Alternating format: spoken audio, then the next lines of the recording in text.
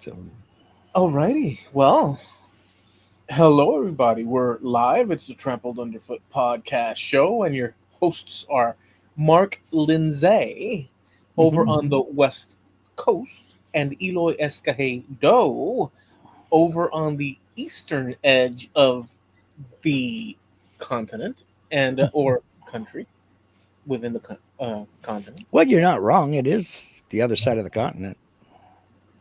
Yeah, it is. I'm coming to you live from Allergy Central. So bear with me. I can I'm still talk, but my voice is getting a little scratchier.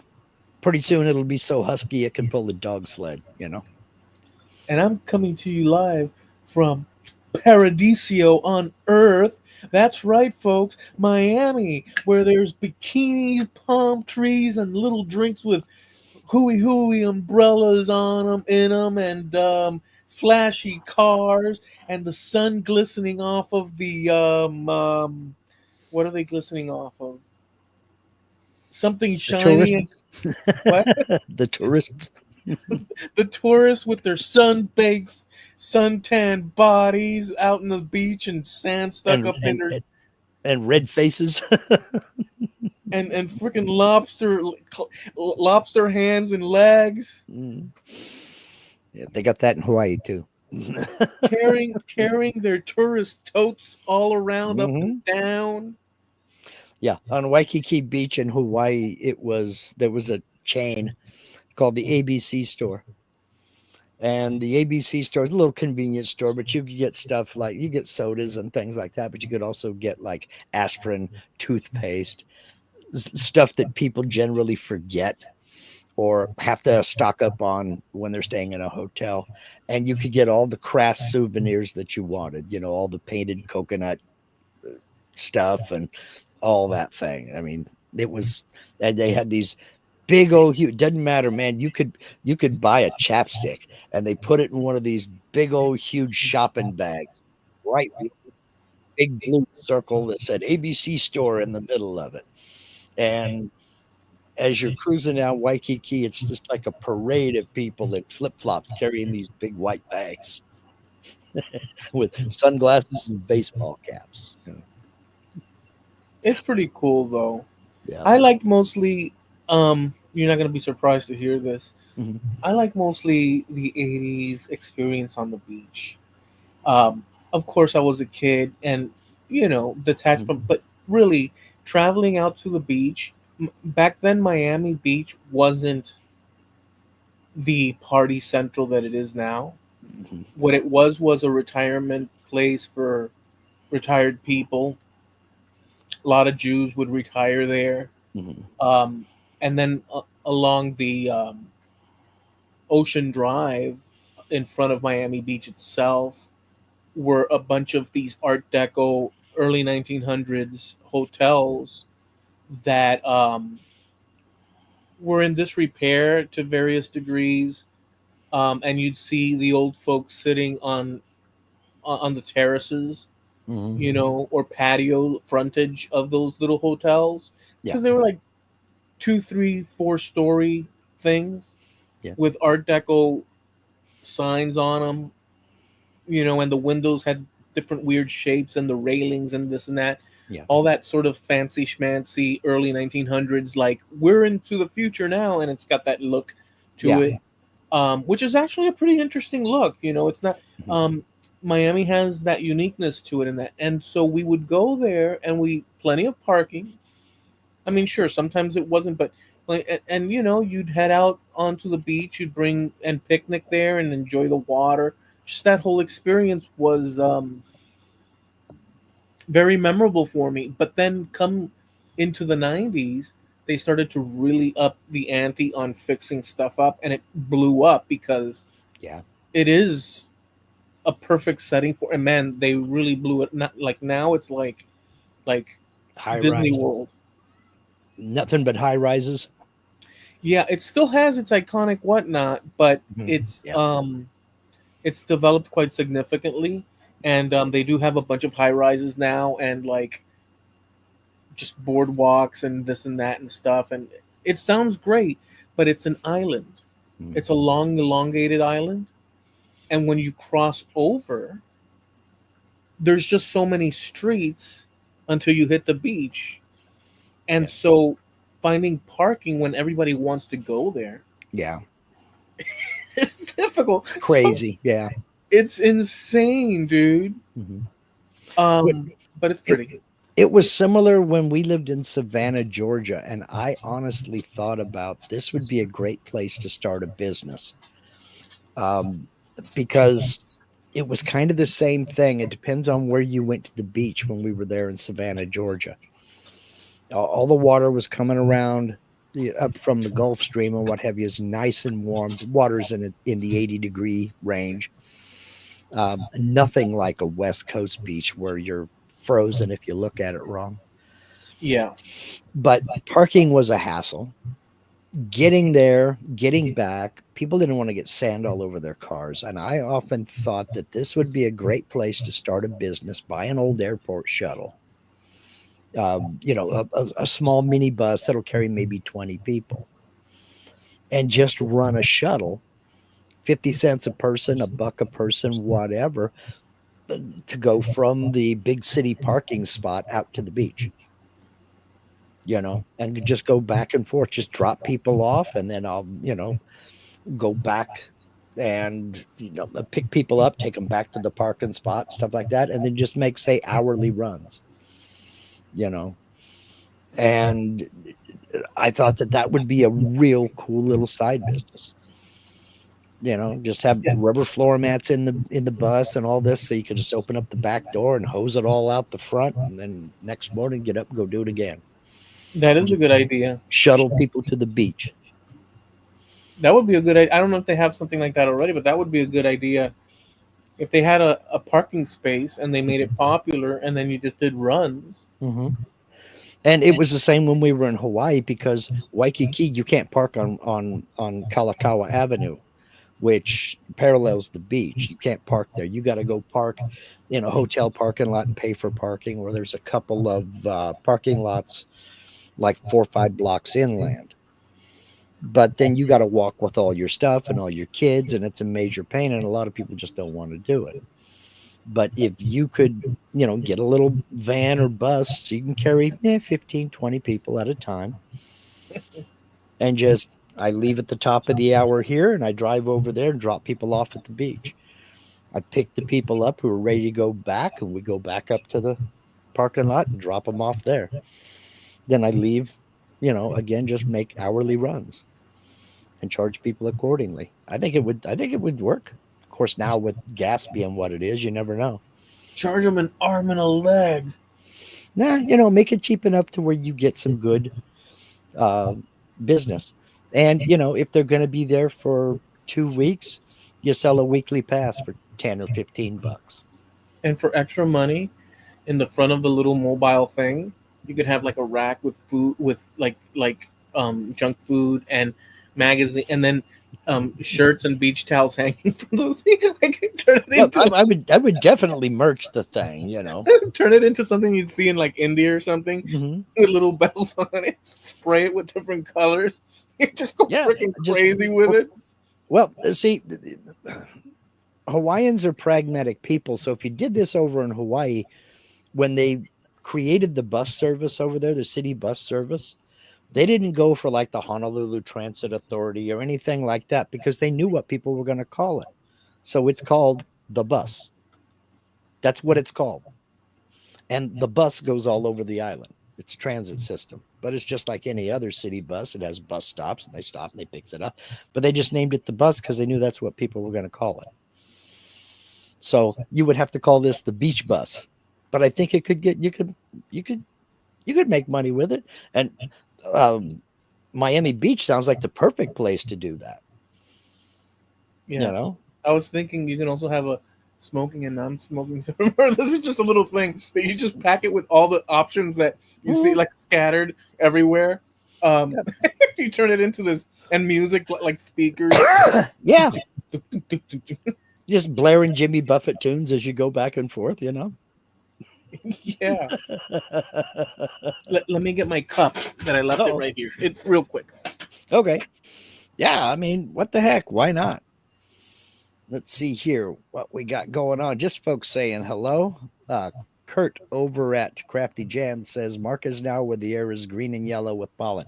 No, we don't get it like that.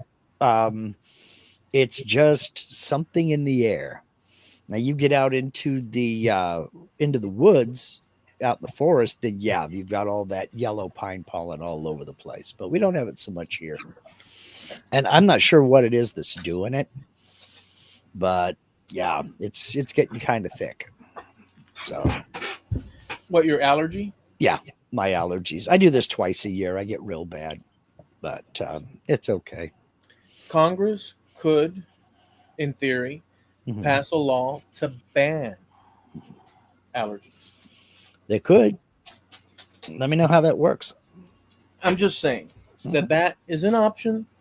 I know it's thinking outside the box. Hmm. It might cause a stir. Yeah. Well, time to close that box because some things should never get out. If allergies insist, Hmm. they could be fined. They could be sent to a detention center. Well, see, if allergies ever become valuable, the poor people are going to be born without noses. So, you know, Um, there's this just on that allergy note. I don't know about this, but I saw a video on it, and who knows if it's true or not. You'll probably tell me now. I saw this guy in one of those little Facebook pass along, swipe along things hmm where there's this pine tree thing. He says, the pollen from pine trees is deliciously supplemental, and I don't know, blah, blah, blah. And he shakes the freaking needles or something, and like a truckload of just like this ash. And he's yeah, like, oh, yellow ash. Yeah. he's like, oh, it's delicious. It's great. Follow me for more tips. His face is covered in. I I did see a short video the other day. Um, uh, just I was scrolling down the YouTube shorts, which is something that a year ago I'd have said I never do, but some of them are quite convincing. But so Linda and I now we trade back and forth. She sends me dog and cat videos, and I send her dog and cat videos. That's our interaction during the day. It's a list on Messenger of dog and cat videos that we find funny. But one of them was this guy was cutting down a pine tree, and it's just a pine tree until it starts to fall over. Then all of a sudden, there's like a yellow trail behind it. And when it hits the ground, it's like this bright yellow mushroom cloud, this nuclear fallout of pollen that's just going to coat everything within like a 5 mile radius. And I'm like, oh, yuck. No thanks. Yeah, This is it's a just, wrong time of year to be cutting down a tree, man. yeah, it's too much, man. Oh, That stuff gosh. flying everywhere. Yep. Um, so I want. This is the. I have two things that I wanted to share, but this is the first one, the one that you might or might not find intriguing. Isn't that a decisive claim? No, how's that for a definite maybe? Because it's so true. You might Mhm. or you might not. Who am I to say? Now I can. If I were to predict, I'm going to Mhm. predict here before saying. I will predict that you will be on the favorable side of this more than not, just out of curiosity. I hate it already. Go ahead.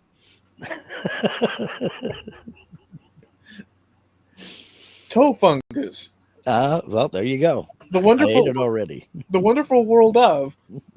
Let us begin our journey. Go take a Um, shower. Next. um, so I have a story on that, but we'll leave that to the side. Yeah, that's better for another day. So, oh my God. So yesterday or the day before, I think it was yesterday, a news report came out, Mhm. and I think a paper is attached to it, where scientists in a lab Mhm. have successfully cloned or produced Mhm. a more than 10,000-year-old extinct dire wolf. Okay. I They saw something briefly about that. they produced Three. One of them Hmm. is Romulus. They named them after the two brothers of Rome, and Hmm. then a third one. Okay. They have brought back from extinction a now extinct creature. Well, don't search for it until I give you my narrative. Oh, go for it. Go for it. I don't want you to learn anything other from it until I finish my little thing, so that it's more impactful. But you're doing it anyhow. Well, I'm just wondering what's the difference between a dire wolf and a regular wolf. That's what I want to know. Well, I'm going to tell you now, Okay. but All right. no, I don't want you to, because I don't want to lose the. I mean, there's no but for me, for my sake, because I like the Yeah. adventure of it. Just Okay. and then we can explore it. Then we can check and this and that. Okay. So dire wolves are more robust than, I think, gray wolves, which are the closest living cousins. Okay. They're more robust. They're larger, thicker bone. They have longer canines Gee, or what could go incisors. wrong? Hmm. What's that? I said, gee, what could go wrong? And they love human blood. Now we've got millions of them running around on the planet because science. Um, so that's the headline, Hmm. and they showed them their pups. Hmm. And they're cute and this and that and stuff, but All they're pups are cute. Yeah. until until Yeah. um. So, but before I delve deeper in the series, Game of Thrones, Hmm. they played off of this direwolf thing for their legends, Hmm. and they had these huge, bigger than man wolves that were friends with them with man Hmm. that would help them fight like the enemies and zombies, and they were like these huge things, and so these were like their dire wolves and stuff. Um, and there's a lot of legend behind them, but these creatures died out a very long time, thousands and thousands of years ago. Okay. But they have their remains, so they extracted DNA from their remains. Hmm. And in their remains, so they're about 99%, just like humans are with each other. Hmm. Dire wolves and other canines, anyhow, Hmm. are all related, Yeah. just flat out. Same with humans. Humans, matters not, they're all related. I Hmm. mean, they branch out, as we all know. Yeah. But with the dire wolf, they may be related, but there's sequences in their DNA that are different, that Hmm. are unique to that group, that informs those genes inform the genetic code to produce the skull size, it's very Hmm. complicated stuff, but they have identified Yeah. genes that affect all these things, just like they do with humans. They've identified eye color, this, that, and the other. Yeah. um, they identified certain genes within the dire wolf of remains that they've uncovered, and so they took and see, I don't want to give you the finale thing, but it would be informative at this point. I'll just say it now. Screw it, because I don't want it to ruin the other stuff. But screw it. They only inserted about 20 gene variations that are Okay. similar to the, not all. So Okay. it's not So it's not 100% a dire wolf. They're just activating certain genes right. to try to bring to working toward that goal. Apparently, according to what I read, Okay. because I went a little bit more in depth than just the headlines, Sure. because I was curious. I was like, well, wait a second. What they did was they looked for the genes that inform facial, body Yeah. size, like all these things, physical. Hmm. And so that's what they altered. Okay. It's not all of the variations, Okay. but it's just enough to so we can see. So that's where the catch is. Hmm. So in theory, what they're doing is they're discovering the sequence of the dire wolf from recovered bones. They're getting the patterns that they see in the DNA, and then they're injecting it into embryos or cells, and then they're splicing it through a technique that they have, and then they insert it and allow that to grow in the host. Hmm. And what happens is that DNA, once you insert that, it starts to inform that cell that's going to Yeah. create a baby. It starts to inform it that don't add these DNA letters Hmm. in that location. Add the ones that I'm telling you because I'm the cell. Okay. So by doing this, they're circumventing the natural cell. They're basically splicing, gene splicing, or whatever you want to call it. Yeah. Um, they're directing the reproduction of cells just as in the positions that the dire wolf would have had. So it's basically saying it's telling the embryo to reproduce these letters in this location, which are similar to the dire wolf's DNA template. Right. And out of that, they've produced these, but they only wanted looks, according to what I read. So it's not the complete thing, Okay. but um, So let's go ahead. so what is the other portion? Did they do this with like a gray wolf? I think you said it was Yeah, a gray wolf that is the closest relative. yeah. So no matter what, it's still a wolf. Oh, it's still a wolf. It's Okay. just that they introduced Hmm. the sequences that are not found in Okay. wolves today, but Okay. only in dire wolves. Okay. So they altered it to have the sequences of those because the letter is the letter, Yeah. and so in your chain of DNA, you Mhm. have two letter pairs that are together all down the strand, and those two combinations in a certain position will inform whether or not Mhm. you have blue eyes Right. or what tone of skin you have Right. or any number of other things. Like these things are basically the roadmap to building us as we are. And so the direwolves community back then, since they mated with each other, would pass on the traits that Sure. belong to them. Um, but through time, they perished, and the ones we have now are the gray wolves and such, Right. which are closely related because they all branched out Yeah. from a similar origin. But they're not as big. Their teeth, their whatever. They're not. Which are the sharp ones? The incisors or the The canines? canines. Those are much bigger on, or a third bigger. I think it was what it said on the dire wolves. A third bigger than Hmm. the today's wolf. Hmm. And I'm going like that, but today's wolf isn't like that. Today's wolves are whoa. Well, it's kind of like when you've had your guts ripped out and seven of them are feasting on your corpse. Doesn't matter how big their teeth were. You know, at that point, it's kind of like Yeah, would their jaws. that's like asking, would you rather be hit by a bus or a semi truck? I mean, it Oh, doesn't that's a matter. horrible. But yeah, it's a bad choice all around. Yeah, exactly. But their skulls Hmm. are meant for crushing hard material. The old one, the dire Hmm. wolves, Yeah. they were built for their Hmm. time.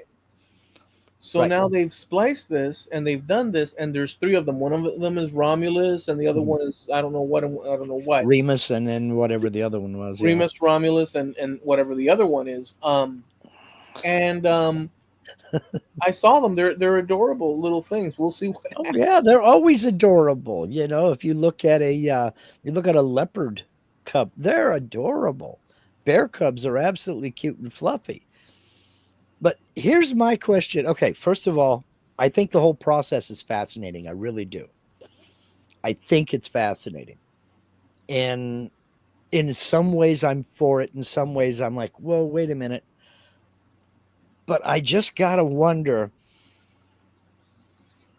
why do they always pick the apex predator? That you never see him trying to bring back prehistoric cute and fluffy bunnies. Why is it always like the apex predator? Look, the lovely, the beautiful, tender koala, ancient koala.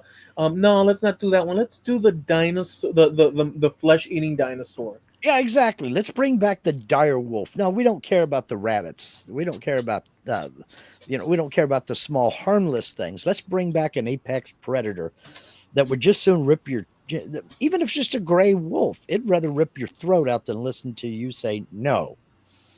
Pepperoni is good. You don't bite my finger, you know. How about the docile one antler deer? No, no, no, no. The extinct docile antler. No, no, no. Let's not do that. Let's do the double throated. Velociraptor. There you go. What? Velociraptor. Yeah. Let's don't bring back I don't know, purple chickens. Let's not do that. Let's not bring back ducks. Let's bring back something that could kill us. Because, bringing back stuff that's harmless, that's boring. Well, it's in those three of them are stationed now at a preserve, Hmm. um, where they'll grow and they'll be studied and this and that. But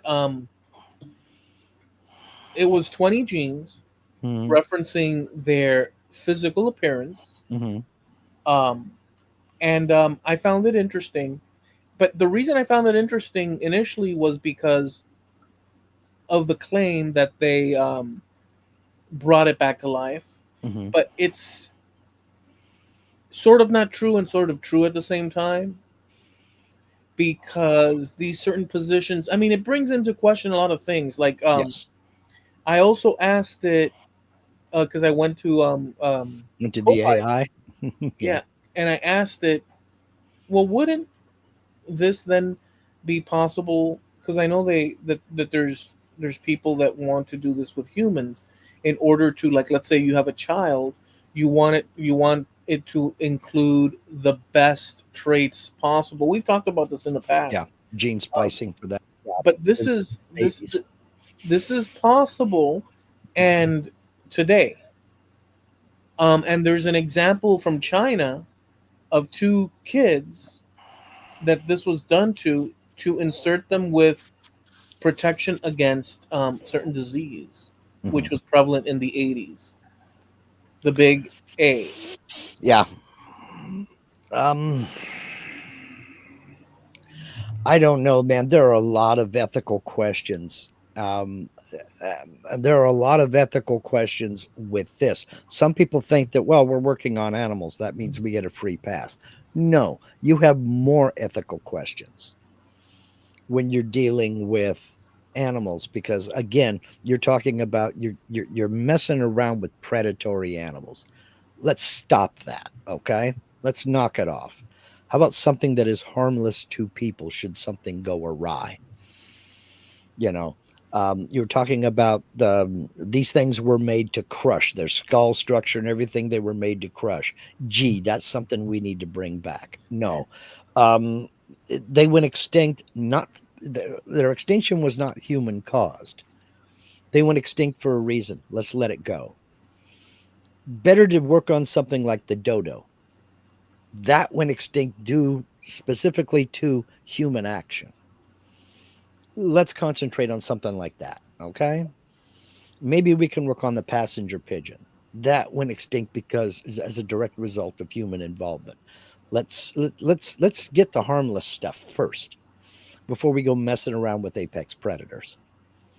You know, there's a reason there aren't 20-foot long lions or saber-toothed cats running around here. Let's leave that alone. All right. It brings me to a question because I did ask it about the human element, Mhm. uh, but that brings me to this question because there's people that advocate for bringing out the best in their children by doing this sort of thing, Mhm. um, Yeah. and various ethical questions with it, but Mhm. it makes me think, how much can they alter? Because what happens is that inside of us we have a blueprint, Sure. which is the DNA, and it replicates itself in every portion of our body. It comes off our DNA comes off like our floors, Yeah. our whole surroundings Our is bedding, our clothes, everything. It's is full of everywhere. DNA Mhm. from ourselves. And in fact, there's a new technique which they're using in caves and other locations where they pull the air and the dirt Hmm. and they pull DNA from ancient Yeah. people and animals and all sorts of things. Mhm. because it's just sitting in these, cold places, Yep. um, and they're able to reconstruct certain, you know, living things that were there at X amount of time based on their catalog of DNA that they already have. And then they'll say, well, here's a DNA strand that we've pulled from the dirt.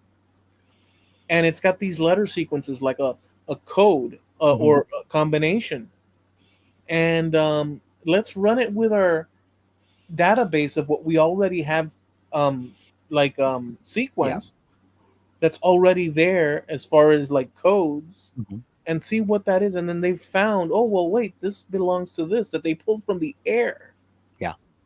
So it's pretty crazy. But, anyways, what I started thinking was, how far could they go with recreating stuff in this fashion? So, could you? This is highly controversial, but I want to throw it out there. Screw it. Well, I'm yeah, not, because there are huge ethical problems, but go ahead. I'm not advocating either way. I'm just putting out the thought. Could they? What's possible. So imagine someone from somewhere in Africa Hmm. with features, skin tone, eye, Hmm. just whatever, in some remote village, and they pull the DNA from this person, and they see the sequencing and this, that, and the other, and then they take sequencing from somewhere in Asia. Hmm. In theory, if they found where those combinations are that would produce the outcomes that they expect, like they know eye color, they Hmm. know hair, they know things like that, uh, Right. and they have some intelligence, um, markers as well. But all these things interplay with each other. So you may have something here that matches, what you would expect, but because other genes are interplaying with it, it'll produce something different in different people. So there's variations within variations. It's like a huge puzzle pieces as far as that they can. It's complicated, but some things they can know, like Yeah. eye color and this, that, and the other, Sure. and certain diseases that, oh, if these two things are in this position, that means that this person is more propense to develop this. Not that they will, but Hmm. But the possibility exists now right. at higher level based on that positioning. Right. Back pain and this, that, and the other. It just, they know a lot. Sure. They may not know what the hell further than, like, why is it, but they know that this produces that. Um, in theory, could it be to the point where they could take and create an Asian resemblance in a location that's not Asian, like somewhere in South America, and then they turn them into someone up in Russia, or whatever the case. Could they adapt a new pre cell that's about to become a human, and then alter it to the point where they could change its to that degree? Um, I, and that is one of those ethics questions that needs to be worked out, and there's a lot of ethics that come along with technology. Um, I was reminded of something before, but I'll after we finish this discussion, I'll bring it up, or maybe it'll dovetail into it. But I think the genetic modification of people, I think that's the end game of all of this research with animals. As far as I know, Dolly the sheep is the one that lived the longest. Most of these creatures that they have either cloned or gene spliced have not lived very long at all. So that's something to be taken into account. Um, Also, the modification of people. This is something that we have to be very, very careful with, because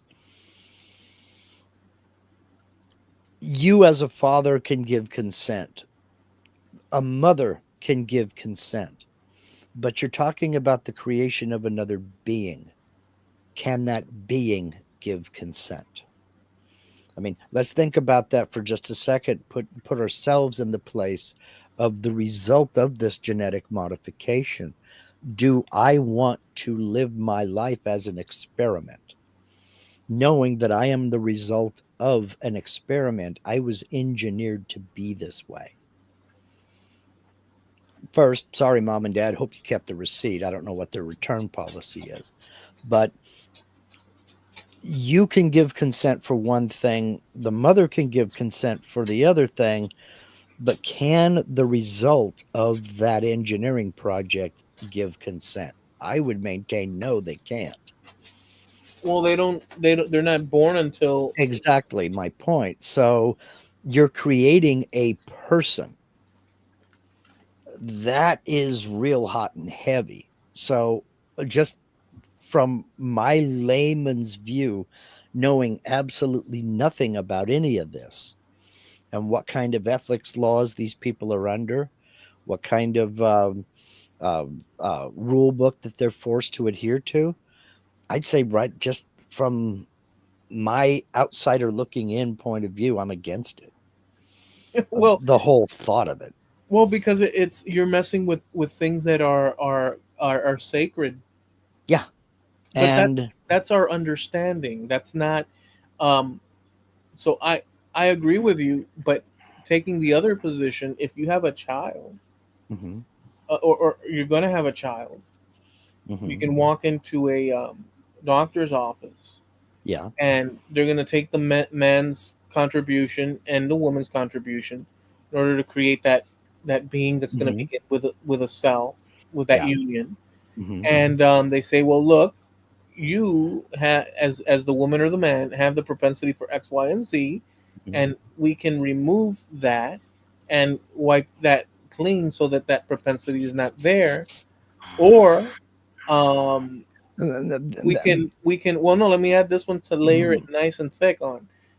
Or um, aside from that, something more trivial like, well, would you like your child to have green eyes? Would you like your child to have See, blonde? I'm against that because now you're just getting vanity. You're just getting into vanity. And we have enough problem with Munchausen's by proxy now. We have the stage door mothers forcing the 4-year old girl to be in toddler beauty pageants and stuff like that. That's a bad enough problem as it is. You know, being able to choose the color of your baby's hair and eye color. No. Now, if they come up with a treatment, for example, if they say, well, we can tell by this DNA, this and that and the other, that there's a 90% chance that this child is going to be born with a genetic defect, cerebral palsy or something of that nature, we can fix it now. Maybe that would be something worth exploring. But if it's vanity, you know, um, well, I mean, I've seen a woman try to pick out a tomato. Making the decision of green eyes or blue eyes. What do we think? No, no, no. No, don't mess with that kind of stuff. If you put it on a treatment style basis, that's fine. But if you're putting it on a vanity basis, I want it to match the drapes in my bathroom. No, just no. Mm, no. Yeah, And well, it does bring up that ethical problem, and now, but you also sort of put out there the a level.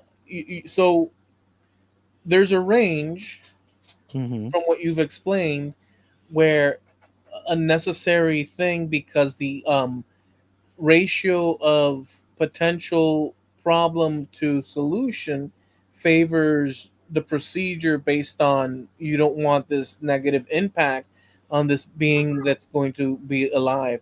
But then you also say at the level of messing with trivial things, or what we're calling trivial, because maybe for somebody it's not trivial.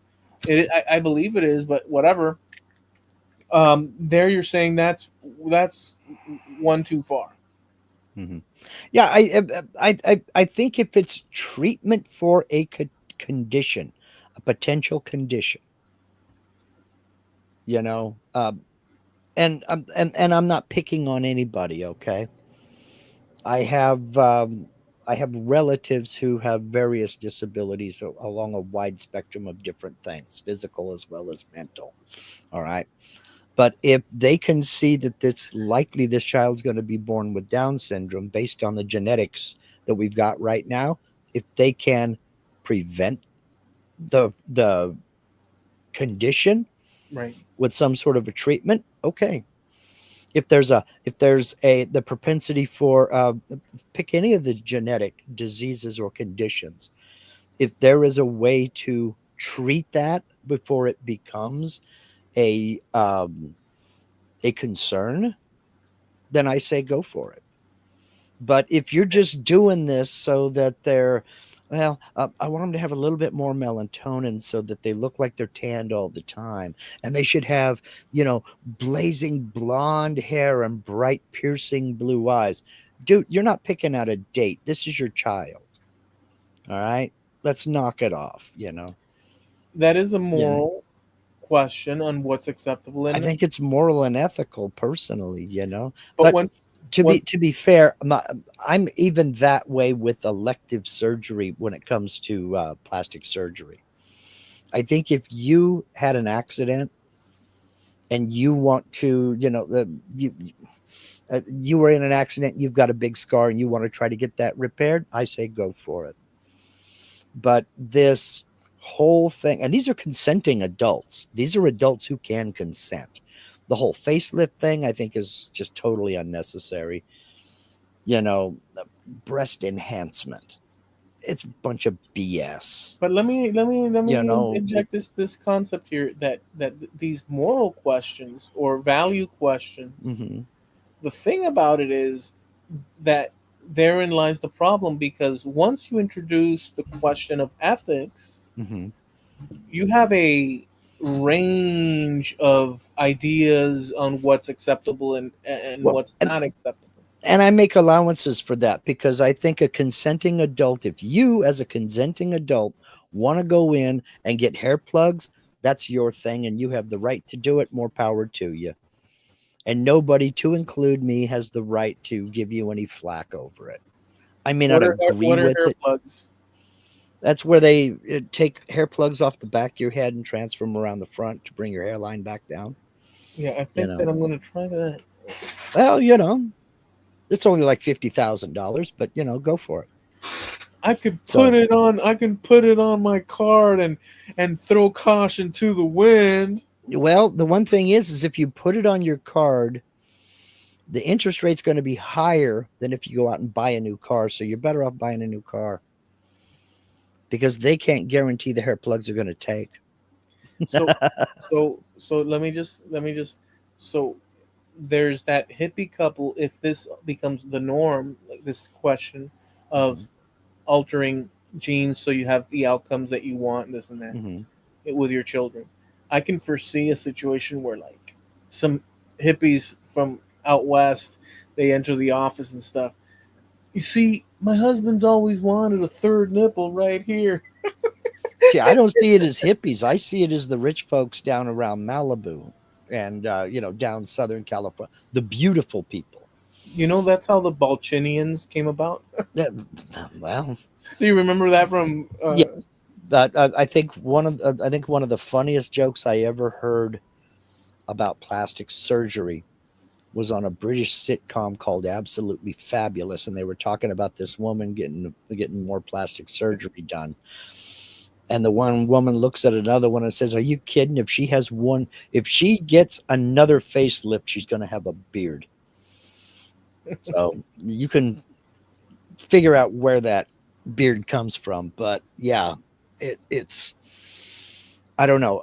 And again, I think that is one of those things. I truly believe that all bodies are beautiful. I truly believe that you are the way you are for a reason. If something has happened, if you've been in an accident, you were in a fire or something like that, and you want to get reconstruction done, in an attempt to fix something that was inflicted upon you, that's completely different. But if you're just going in to get a little bit done here, I want to get this taken care of here, and then oh no, I'm starting to sag right there. Yeah, well that's because you're 50. All right, you didn't get screwed. You're 50. There's nothing wrong with being 50 and looking 50. It's okay. We Yeah, all. but let me counter that. But then again, as a consenting adult, you have the right to make that choice.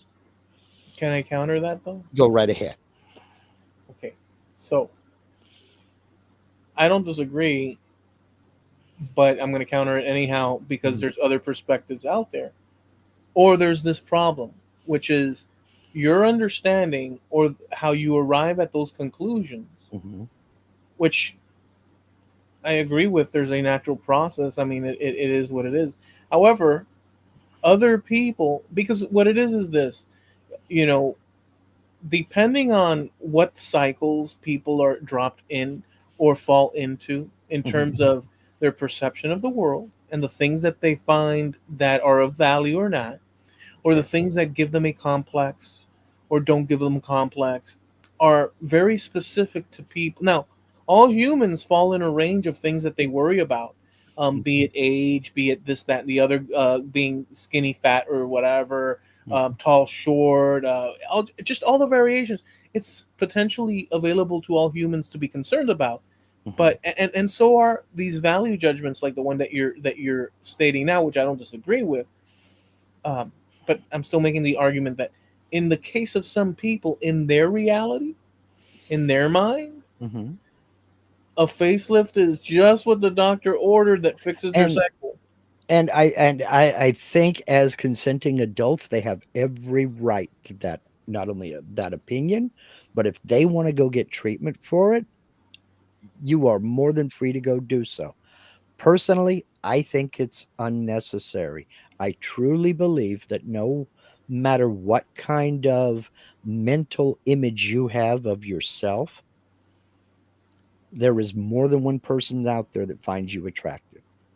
There are people out there that find you attractive just the way you are. But you So are aware that other people take other things into account. I am fully aware of that. Where that is not the answer, Mhm, whether they're right or wrong about, or whether they can see a once people have a reality that they're circling around, mhm. that they repeat and repeat, I it's get that. it's very hard for them to break out of that pattern. And why would they? The only way people could arrive at your understanding that think different Mhm, is if they stopped their understanding of that and saw your point of view and really introspectively thought about it. Well, yeah, look, we're human and this mhm. is a natural process. And Look, I so get my it. worth, well, no, but let me say the thing. So my worth is not the externalities. I mean, and they start thinking about your position, Mhm, and some of that might strike them, and they might say, you know what, that's a different perspective, and I never, and maybe they might change. But if they're stuck in their cycle where, I don't know, maybe they're an actor and they want to keep up with the trends, and they have to have that nip tuck, is what it's called. yeah, it's you get a little bit of a neck down here to try to take the get the second chin tightened back up there. Like, see what I got going on down here. It's an attempt to get rid of that. Personally, I don't give a rat's. You know, Mark, my day, you my have, dude, if my time is up. Okay, if I'm not in the dating pool.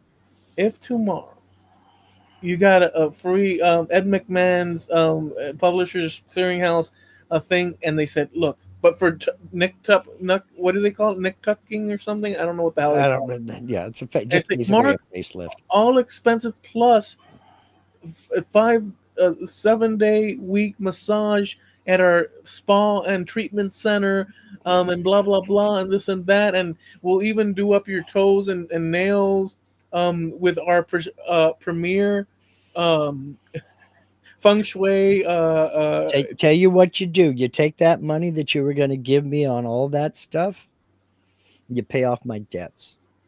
That would service me better than any of that other kind of stuff, No, Mark, And ethically speaking, I'm not against any of that I because I didn't say think, the best part. go ahead. You know it's gonna be a bunch of bull crap, right? It already is. I'm just trying to make the spa week Well, as you're not helping yourself, is what I will say. I'm trying to create the worst, like everything you would probably just totally hate about a spa week, including the fact that it's a spa week. But well, wait a second, dude. See, I'm gonna leave what I was gonna say because it was ridiculous. But dude, are you telling me you wouldn't want a charcoal lava infusion mask, body infusion mask that penetrates pores? You don't. You're telling me that you're gonna just do away with that? That's exactly what I'm telling you. I've gone 64 years without it. I can do another 64 years without Part it. of your day in your week, Mhm. they because they have treatments for, like, they use some weird I don't know what the hell, and then, we see on the TV, and then so part of the day you're walking around with one of those robes, that's how, and a little frizzy drink with a thing, and you get to watch love romance action See, adventure movies you're starring talking to a J Lo. you're talking to a guy whose threshold when it comes to pampering myself is clipping my nails and getting a haircut. All right. Rose petal That's pampering myself. All right. rose petal soap. Save it. Save it for somebody who needs that. I don't need it. Thank you very much. But see, if you think that that's right up your alley and you need that as a consenting adult, knock yourself out. Go for it. Go for There's the a whole gusto. industry with that kind of stuff. But I don't. Yes, I mean obviously, yes. But before you go in and talk to that plastic surgeon, ask yourself one question: have you seen one facelift that looked good? Just The one. ones, Name one facelift that looks good. no, because the ones you can tell are the bad ones. I rest my case. How about all the ones that you can't tell that are undetectable? I mean, I'm assuming. In fact, Yep. Name there's a names. That's what I'm. That's what I'm no. I don't talking know. I'm about. not in this. Well, I'm just throwing I'm out. thinking of the celebrity thing. Is every celebrity that has gone, and it's always white women. I don't understand it. Um, every celebrity that's gone into a facelift comes out looking like they just had a facelift. I have yet to hear of any celebrity who's, yeah, I've had a little bit of work done, and you go, dang, I sure can't tell. There's another one on the Facebook that you know Hmm. thumb across, and it's a Asian lady, and she's an older lady, Hmm. and there's this thing where I don't know what the hell and she takes a thing that sticks it here and here, and she goes like that, Hmm. and like that with and pulls it back like that, Hmm. and it's like what the totally transform. Now I don't know if it's AI that's doing that or if that's natural. Don't She know. just does that. So, It's like holy smokes with and throwing that to the side. I've recently seen some of these. I've seen where there's these masks. This has mhm. nothing to do with the other thing, but where they transform, like the person looks like they're a different person because the mask is like really adhered Yeah, to. you pull it off, and it's a 40-year-old dude with a mustache, and you're like, whoa, where'd that come from? You've seen those on the Yeah, thing, I've seen those.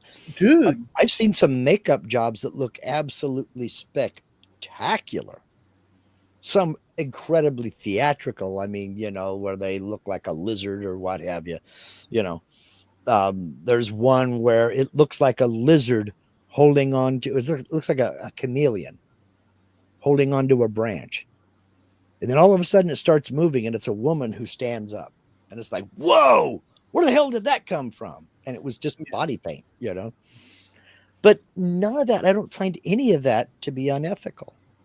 I find Oh it no, to no, be I'm just not to throwing my that out there. taste. I don't find it. I find it it's not to my taste, and I think it's really unnecessary. But I don't find any of that to be unethical. It's when you start tinkering with a potential life, because some will argue, well, that's not it's not life. Well, it potential life. It's when you start tinkering with that that I'm like, we got to be very, very careful, and that includes animals as well. I'm not a big fan of this. Let's bring back things that are extinct. Well, if we didn't cause the extinction, let them go. They went extinct for a reason. We didn't do it. Let them go.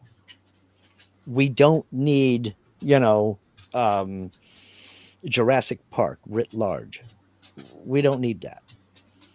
Well, you can also think of it like this: what they're changing is, yes, the genetic code and the positions, Mhm. but they're not inserting something that couldn't exist in that position. In other words, let's say in a segment of DNA that you have, Mhm. you might have an A and a T or whatever the case. Mhm. Um, but millions of other people could have not an A and a T, and instead, Mhm. a different combination Sure. in that position. And in fact, you can have a series of grandchildren that in that position that switch occurred anyhow, Right. because you're But splicing, because every time, not using the word, no, let me say this mhm. because it's important. Every time a child is conceived, Mhm. there's a reshuffling of all the DNA anyhow. Right. Mhm. So potentially these variations can pop up. But but but in the case of the dire wolf, there's specific things that no longer exist. They took 20 of those roughly Mhm. and brought those back, which they Mhm. suggest, I mean, that we'll see what happens with it, but whatever, you get the point. Yeah, I see. The thing about it is, you said something there that I wanted to talk about. You said it could have been there anyway. Like you talk about, there's a T and an A. Well, on my brother, maybe it's a T and a B. Well, that's fine. You said it could be there anyway. The point was it wasn't. You had to go in and physically change that so that both I and my brother have a T and an A. Now, if that's done to um, fix, Eliminate threat yeah, fix a genetic. See, I potential. hesitate to say, yeah, a potential defect. Okay, Yeah. if that combination will prevent cerebral palsy, then I don't have much of an issue with that. If it's done just so we'll both have the same color eyes, I do have an issue with that. You know, yeah, but I the, know we could have had those combinations anyway, but the point was we didn't. And that's some of the things that make us different. but the color, so something like the color of the eye or the hair, like Hmm. for instance, I'll give you my example. My eyes are brown, Hmm. right? um, Both of my parents' eyes were brown. Okay. Going down my mother's line, her grandparents' eyes were brown. Going to my mother's line, Hmm. her grandmother's father's eyes were blue. Hmm. And likewise going in other branches, like my father's mother's line, his grandmother's eyes were blue. My great grandmother Hmm. Romalda, Hmm. her eyes were blue. Right. Um, so I have, though they're not expressed in me, Hmm. you see, There was the possibility that you could have been born with blue eyes. there's the possibility. So Right. if I But merge with well, let me finish this thought. If I merge with somebody, lady, that let's say they have blue eyes, hmm. and I'm carrying that recessive whatnot, Mhm. although I'm not producing it, um, that child potentially could go either way. It could Right. go. I mean, there's variations, but the Sure. point is this: that down that line, this feature of eye color Mhm. is not. Yes, it's the one you're born with because that's what the dice roll was. Mhm. But those variations already exist within the umbrella of humans, Right. even within a family, Right. so that it's maybe it's not. I'm not I'm playing devil's advocate because I too agree with you that whatever it is, it is. Like I agree with you on that, but I'm playing devil's advocate to see what Yeah, goes out of it. You get my point. I do get your point. My point is regardless of what that child's eyes are going to be, I think it's unethical for the sake of vanity to go in and say, no, I want Susie to have blue eyes. I think that that is wrong. You're not you're not ordering a new Toyota. This is your child. And if it's born with blue eyes, fine. If it's born with brown eyes or green eyes or hazel eyes, fine. So um, I think I do have an ethical problem with getting in there and tinkering with that just for vanity. No, no, Because, I I agree. I'm playing devil's yeah, advocate. Like I get it. I get it. my grandmother Ramona, daughter of Romalda. So Mhm. Romalda, her mother, had blue eyes. Yeah. But her father, as far as I can tell in the picture, because it's a black and white picture, and I never met him, he died young.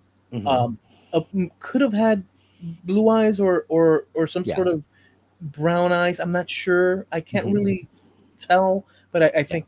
But my grandmother, came out with green eyes instead of Hmm. blue eyes. Yeah. Her sister came out with blue eyes, my aunt Kuka, but her two other children, the men, came out with brown eyes. Hmm. So the men came out with brown, and the women came out with light eyes. So, and then so my dad, because those are from my dad on his mother's side, um, had brown eyes. Hmm. My point is that these variations exist within the family anyway. So why not, if a family wants, oh, in honor of Aunt Beatrice or in honor of whatever, and that's their focus, they're altering it like you're saying. But if if you're okay with them altering something as significant as stopping a disease, that's already putting your hands in the cookie jar and fiddling Yeah, around with. yeah, and I said I don't have as much of an ethical problem with that as I do with the others, just for the sake of vanity. And here's the main reason why: consent. This child is only going to be a child for a few years, and who's to say that there won't be conditions that genetic splicing won't cause conditions down the road? Oh, that's a good point. And what's going to happen as when they become an adult? Yeah, I have blue eyes because my mother's favorite actor had blue eyes. No, but I'm the only person in my family that ever had blue eyes. Thanks a lot, Mom. I'm running around looking like a timber wolf here. Thank you. You But know, that's not. the child cannot consent. That's what I'm getting at. But they can't consent with the adverse And right, potential. and I do have some ethical reservations about doing that to remove a possible health disorder, but I have less of a ethical problem with that because of the intent. The intent is to prevent a debilitating condition. I have less of an ethical problem with that than I do. I just want him to have blonde hair. Well, if you want him to have blonde hair, marry a blonde. All right. You have a greater chance. Yeah, I mean, so you you seem to be advocating, for the most part, with some concession towards life-threatening things, for all natural. Yeah. I don't even like the gender reveal thing. I don't even like to know what the baby's going to be before it's born. I'm that old school. Did you see the one that came out recently in the little side swipe thing, where so you gotta I don't know if you saw this one. I love it. It's good. So they have the camera set up looking in the patio, and Hmm. it's dad. Hmm. He's all excited. It's mom. She's got her tummy.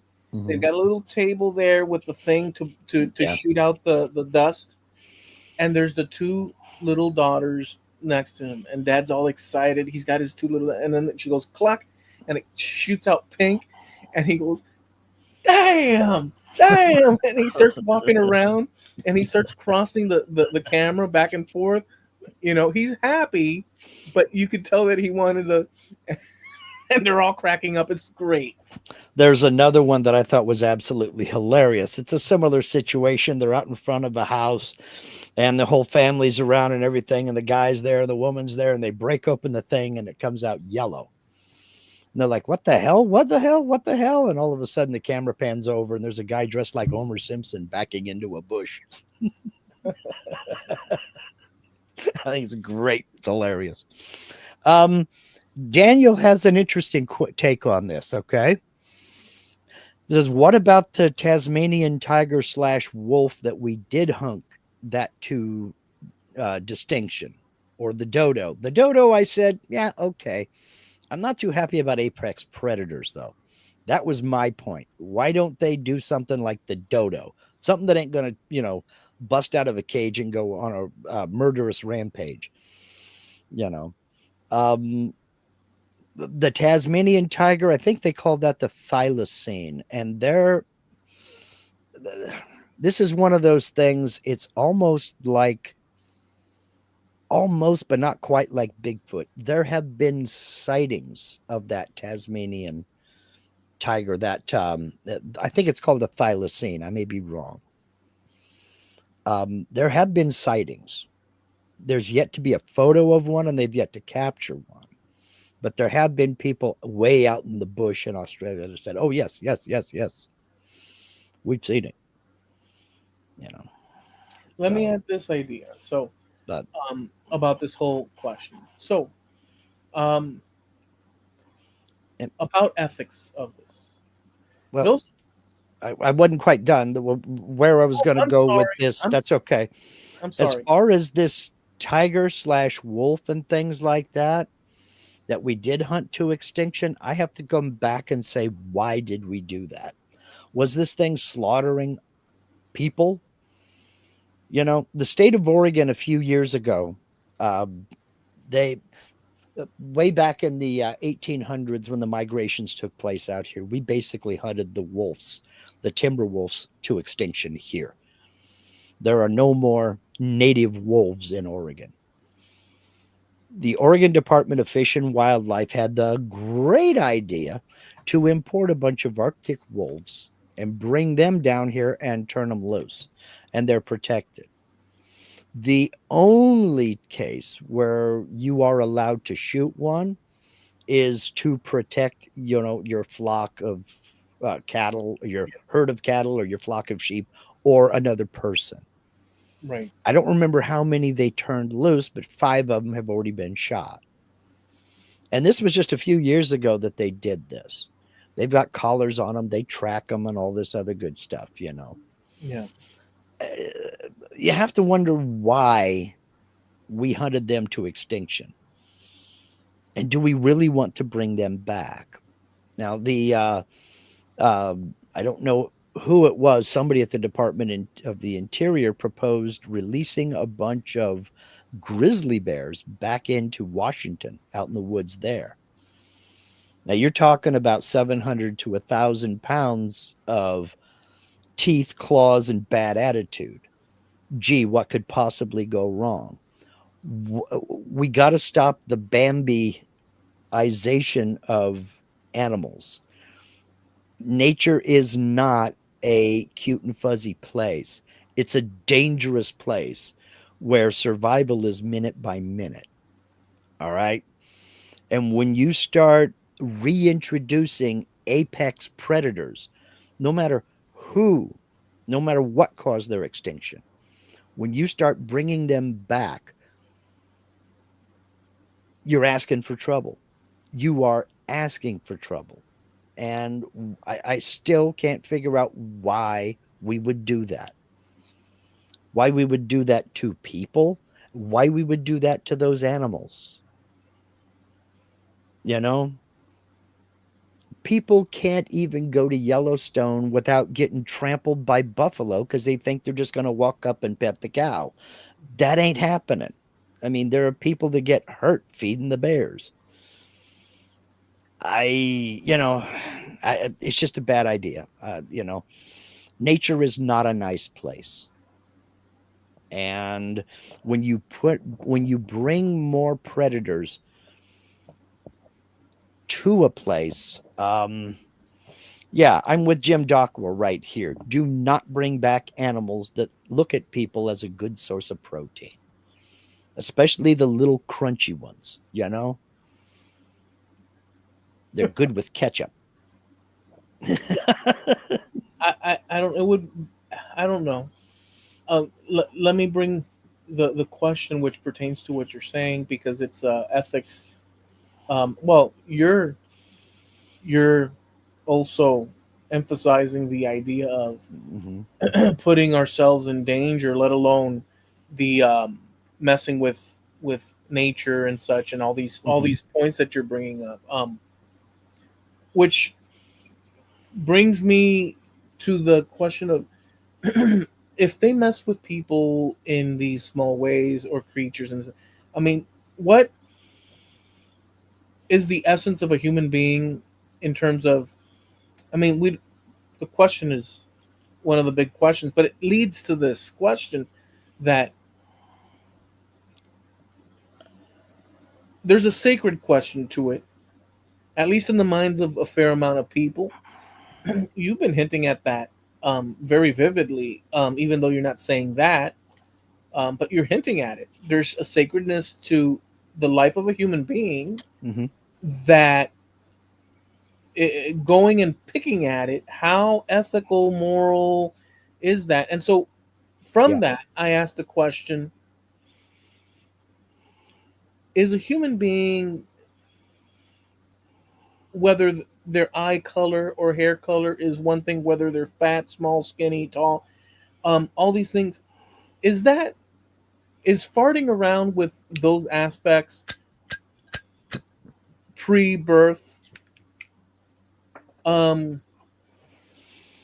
enough to tilt the scale to where we start feeling? Because this is what I think.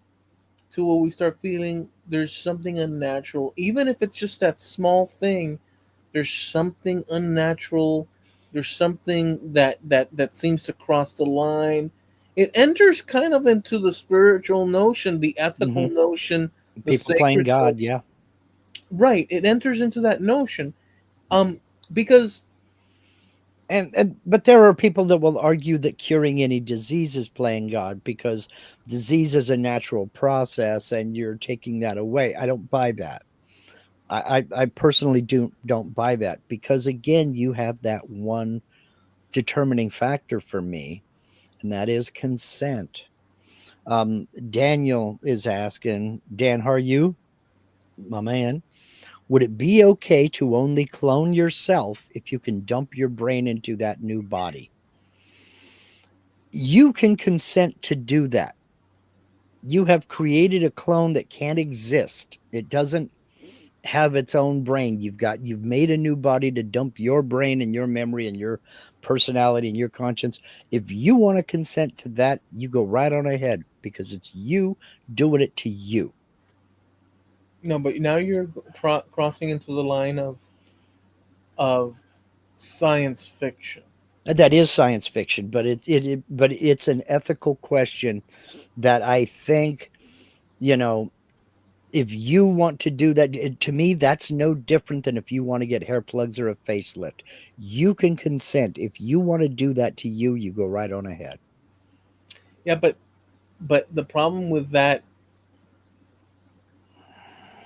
so the problem with what Dan is asking, well, we would need more information in his in this Well, reality that he's creating. well, he goes further. Because He well, goes further. Would okay, it be okay to clone your child and have a backup body for them in case something terrible happens to them? yeah. Let me just say my, because this is Go ahead. the problem is this, that is Dan implying, because I don't see how this works out, Yeah. that you can ex- so okay, let me see if I can say it this way. I exist Hmm. with the totality of what I am, as far as I understand it, with the totality of what I am and have, Hmm. including the organization of genes that was handed down to me from my father and mother, Right. that goes back in time to many Yeah. generations of people. Hmm. Um, and I am a living being. I'm an Hmm. observer. And Hmm. this question of the mind that Dan is bringing up, the mind, which basically, as far as I understand it, is the processing mechanism. I mean, I don't know, this is a far stretch because I don't think so. It's what it is. The mind is processing information as we absorb what's around Yeah. us, and we act upon, and we make decisions, using our Hmm. minds and our bodies. So the idea of having a body in waiting, Hmm. if you were to copy just my thought processes and install it into that body, it's not like I'm gonna be over. Let me say it this way: I doubt, I would bet money on it, but I don't know this for a fact. But if I had to bet, that if you introduced all the elements of me into this body in waiting, This clone body in waiting. Yeah.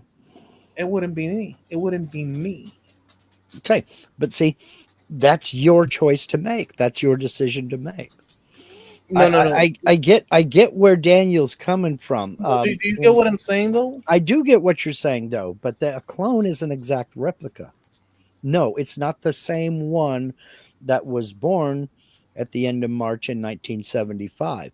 It's a new version of that. But now that one is old and worn out. So they can take your brain out of that old worn out body and they can put it in a new body that resembles you when you were, say, 20 years old. He's asking, is that okay to do? I think as a consenting adult, you have the right to make that decision. This is assuming this is no worse than your desert island thing. This is assuming that this is possible. Yes, we're talking science fiction. No, but I'm asking the further question, that Mhm. is he suggesting, then is he suggesting in this, thought experiment thing? I hope it's a thought experiment because that doesn't exist. But is he suggesting that now that other body would be me? In other words, that I could hopscotch from body to body. Is that what he's suggesting, or is he suggesting that just Well, like, no, he's just asking if that would be okay. Is that ethical? no, He's not asking if that would be you. He's no, asking but if that would be ethical. in order to, so pre whether that's ethical, I have to ask Mhm. these questions. Why? Because is it just the intention of the person, me? There's a clone in waiting. Mhm. Is my understanding that by doing this, I am going to continue existence in that body, or Mhm. is it my thinking that I'll have a copy of me like a new hard drive, but that old hard drive breaking is me, but Mhm. that information passed on is now another version that's similar to me, an No, exact copy in all the material ways, but what my person as an observer no longer exists. Which one of the two is he suggesting? he said talking about taking your brain out of this body and putting it in a new body. You would still be you in that brain, that consciousness put into another physical body. Oh, he's saying that they would.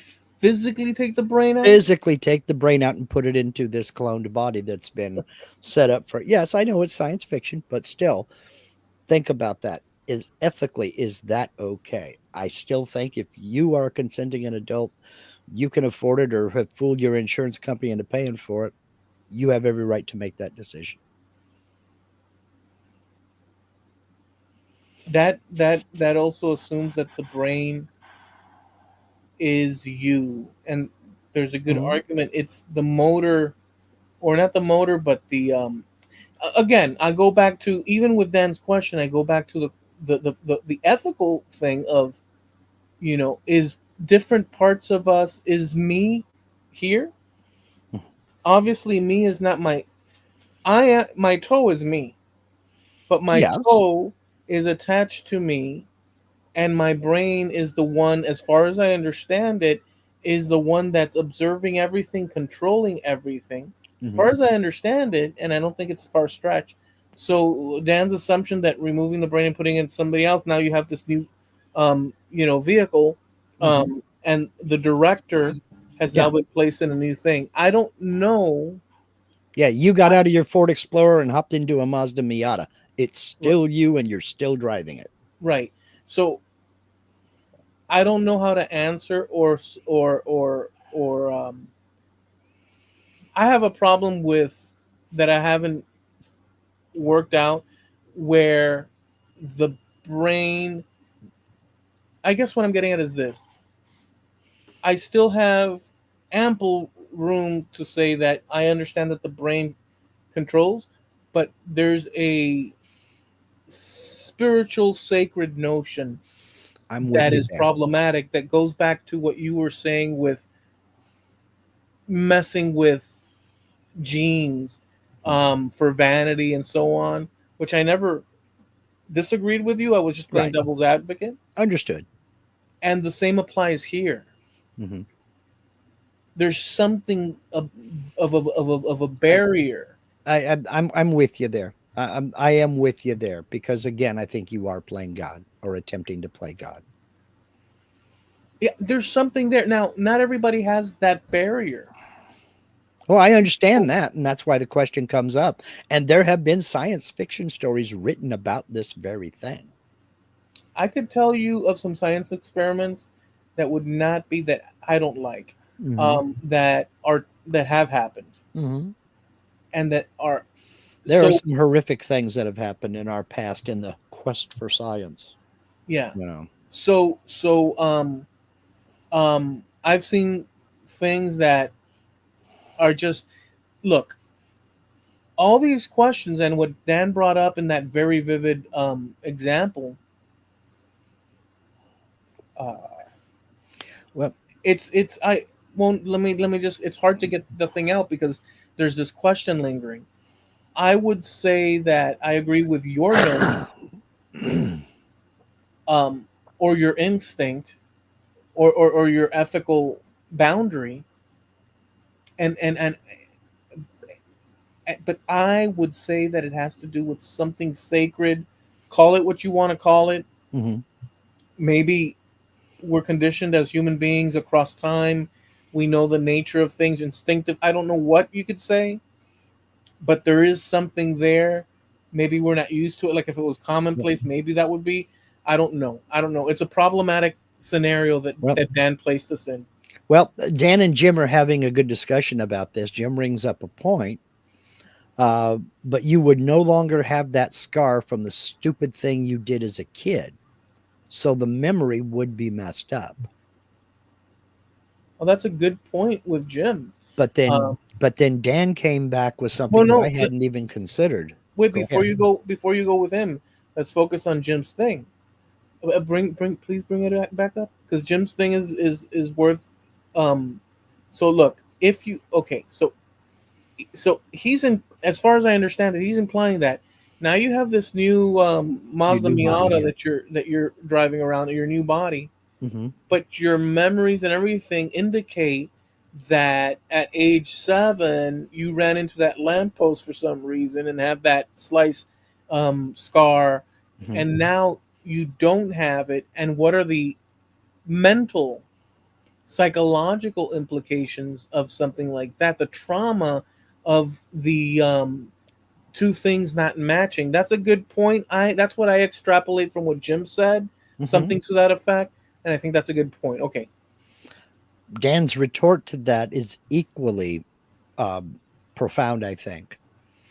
I wouldn't mind the lingering memory if I got the finger back. Okay, so Dan's immediate balance of now I have the finger back Yeah, he outweigh lost part of his finger in a out, work accident. Yeah. outweighs the potential disturbing disconnect between body mind or whatever that might Hmm. look like. um is he considering what all the potential problems that just that example alone would not um you know consider? Yeah. Kind of like what Jim was saying. He said consider, what I extract from what Jim said is that consider that as the beginning Hmm. of many problems that could arise from this Hmm. situation. So that's an interesting um that's an interesting point, because Yeah. yes, how about, wouldn't that lead to some And sort of body, uh, this, you know? well, it might, but then again, it might not, because this is a discussion that, I mean, I don't know anybody personally, but no doubt there are thousands of people in wheelchairs right now who would say, "Yeah, give me that other body," Well, because let me they had an accident. Now they're paralyzed. Look at Christopher Reeve. It had an accident, paralyzed from the neck down for most of his life, or most of his adult life anyway. He would probably be one of the first people to say, "Yes, give me back a body that I can control, that I can stand up and walk." Okay, so let me mention, since you mentioned this Mhm. situation, that Dr. James Tour Mhm.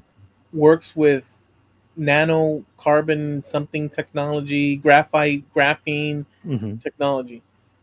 In one of their experiments, they had um, severed columns on mice Mhm. or rats, mice, whatever, and they introduced this nanotechnology, Mhm. and it went in through the system, and it bonded to the skeletal system Mhm. where it was severed, and it joined it. Yeah, And I know that's what they're working on. Yeah, they're working toward. those rats or mice had mobility again. Mhm. I mean, he's working on that, but they're working on lab animals. Yeah, They're not they have pushing to. it to humans. They have to. So what I'm getting at is that, and he's discussed this a lot. I mean, you can find it. Um, they even have videos of the thing and whatnot. He's a reputable. I mean, Mhm. this is what Yeah, they do. not a crackpot. This is a research scientist. Yes. Yeah. Um, so it's a reality now in terms of at the experiment phase. Yeah. So that's, so you wouldn't need in that situation necessarily a body change or whatever, which is in the fantastical, but whatever. Now, I have a little bit of an ethical problem because these lab animals that they're working on, they have to inflict that paralysis on them in the first place, and then go in and try to fix it. I do have an ethical problem with that, but overall, in general, you are trying to repair the body. I don't have an ethical issue with that. In fact, to me, it would be unethical to not pursue that. If you think that there's a possibility that you can repair a broken nervous system to the point to where somebody has use of their hands or their legs again, I think it's unethical not to explore that, you know? Yeah, I mean, there's something about entering at the genetic level Hmm. that seems like a line in Hmm. the sand.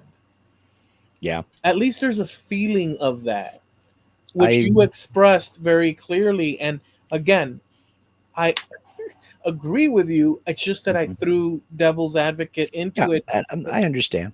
in order to explore what would push up against what you're saying. But there does seem to be it for me, when it comes to that genetic, it's almost like toying with Yeah, existence, very existence at a profound level. Not yeah. everybody has that concern.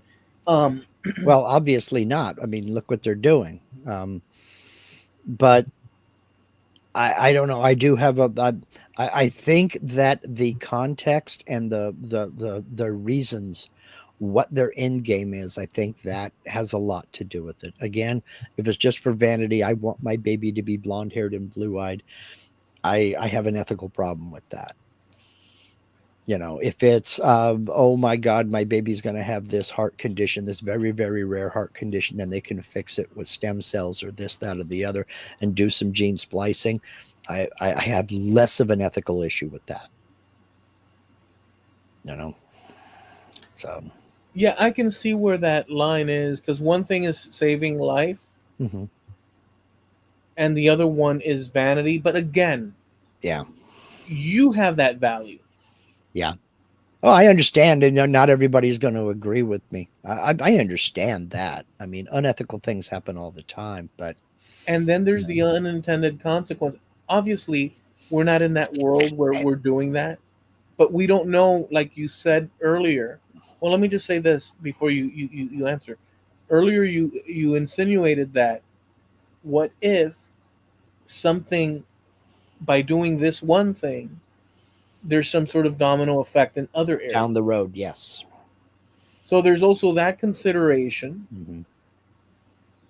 But my consideration, although that's included, obviously, or I agree, but Hmm. my consideration is at that line crossing where there's some ethical thing, and I'm sorry to say, it's there. Maybe it's because I was born in the 20th century. I don't know, but Yeah. anyway. Jim Dockrell says you realize that only the very rich would have access to this, and we would have to put up with these assholes longer. That was the basis of one of the science fiction books that I read. It was about a very rich, tyrannical person. He was not in a position of power, but he was very rich, and he was just a flaming red Adam Henry.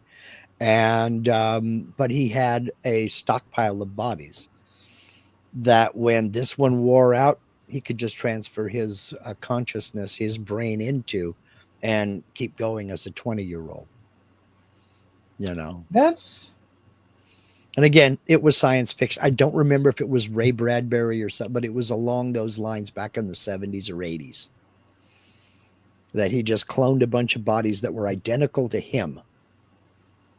And so he could put his brain into one of these younger bodies and continue on. And when that one wore out, he could take it out and put it in another younger body and continue on.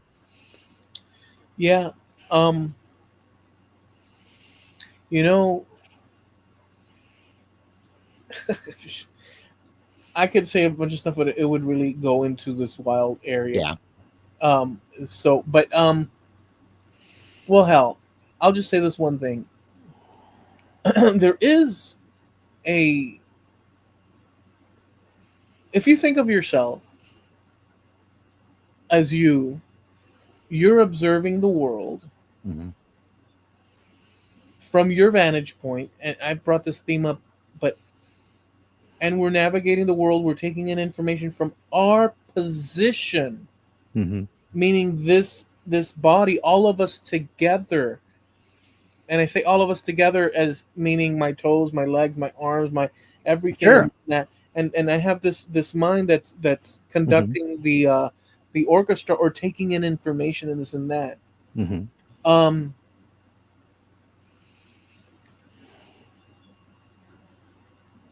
I'm gonna leave it at that, because I know where I'm gonna go will be insane. And I'll just Yeah. I, Well, I'll just say this. I'll just say this. I'll just one word. hmm, There's something, in my opinion. It hmm, could be, people argue that illusionary. I get it. Like I'm conscious of, but there's something spiritual. In my opinion, there's something unattainably, uniquely, where you don't mess with Yep. these things and this and that. That's just how I sense it, you Yeah, know. and I can't argue with that. I cannot argue with that. You know, because I maybe that's my big mental block and why I think this is ethical or unethical. Yeah, You there know. is that question, but again, Mhm. your Uh, caveat that you said, where you mhm. said if it's to avoid some tragic thing, Mhm. then you're like, well, look, the balance of it, we're gonna have to go with this because you're. It's almost, well, I won't go into that because it could go Yeah. into this other direction. But go ahead, go ahead. Steve said Robert Heinlein covered a lot of this in his stories back in the 60s and 70s, and that may have been it, Steve. That may have been it. I really don't remember. This is, I mean, we're going back to seventh and eighth grade. And so it was many, many moons ago. Let's just say that. So, um, but to get away from genetics for a little bit here, because this opened up something else that I saw earlier a few days ago on one of these YouTube shorts, but it does have to do with the ethics of technology and where somebody has to make a decision. Okay. And the discussion was about self-driving vehicles. Okay. Google came out a few years ago with the self-driving car that had a max speed of like 20 miles an hour or something like that. And there was no manual override. You just got in this thing and told it where you wanted it to go, and it would take you there. And supposedly, there was no steering wheel, no way for you to take control. There was no brake pedal. There was no nothing. It drove and it took you from point A to point B. Okay. Now we've progressed from that, obviously, and that was basically just a we built this to prove we could build it, and then they never went any further with it. Okay. Now we've progressed to the point to where Tesla has the self-driving feature. Okay. The situation was presented that it's cruising down the street and suddenly there's an accident ahead of you and just an emergency situation, and it can't stop in time. It can, however, swerve out of the way and go up on the sidewalk to avoid the accident. But there's 10 people walking down that sidewalk.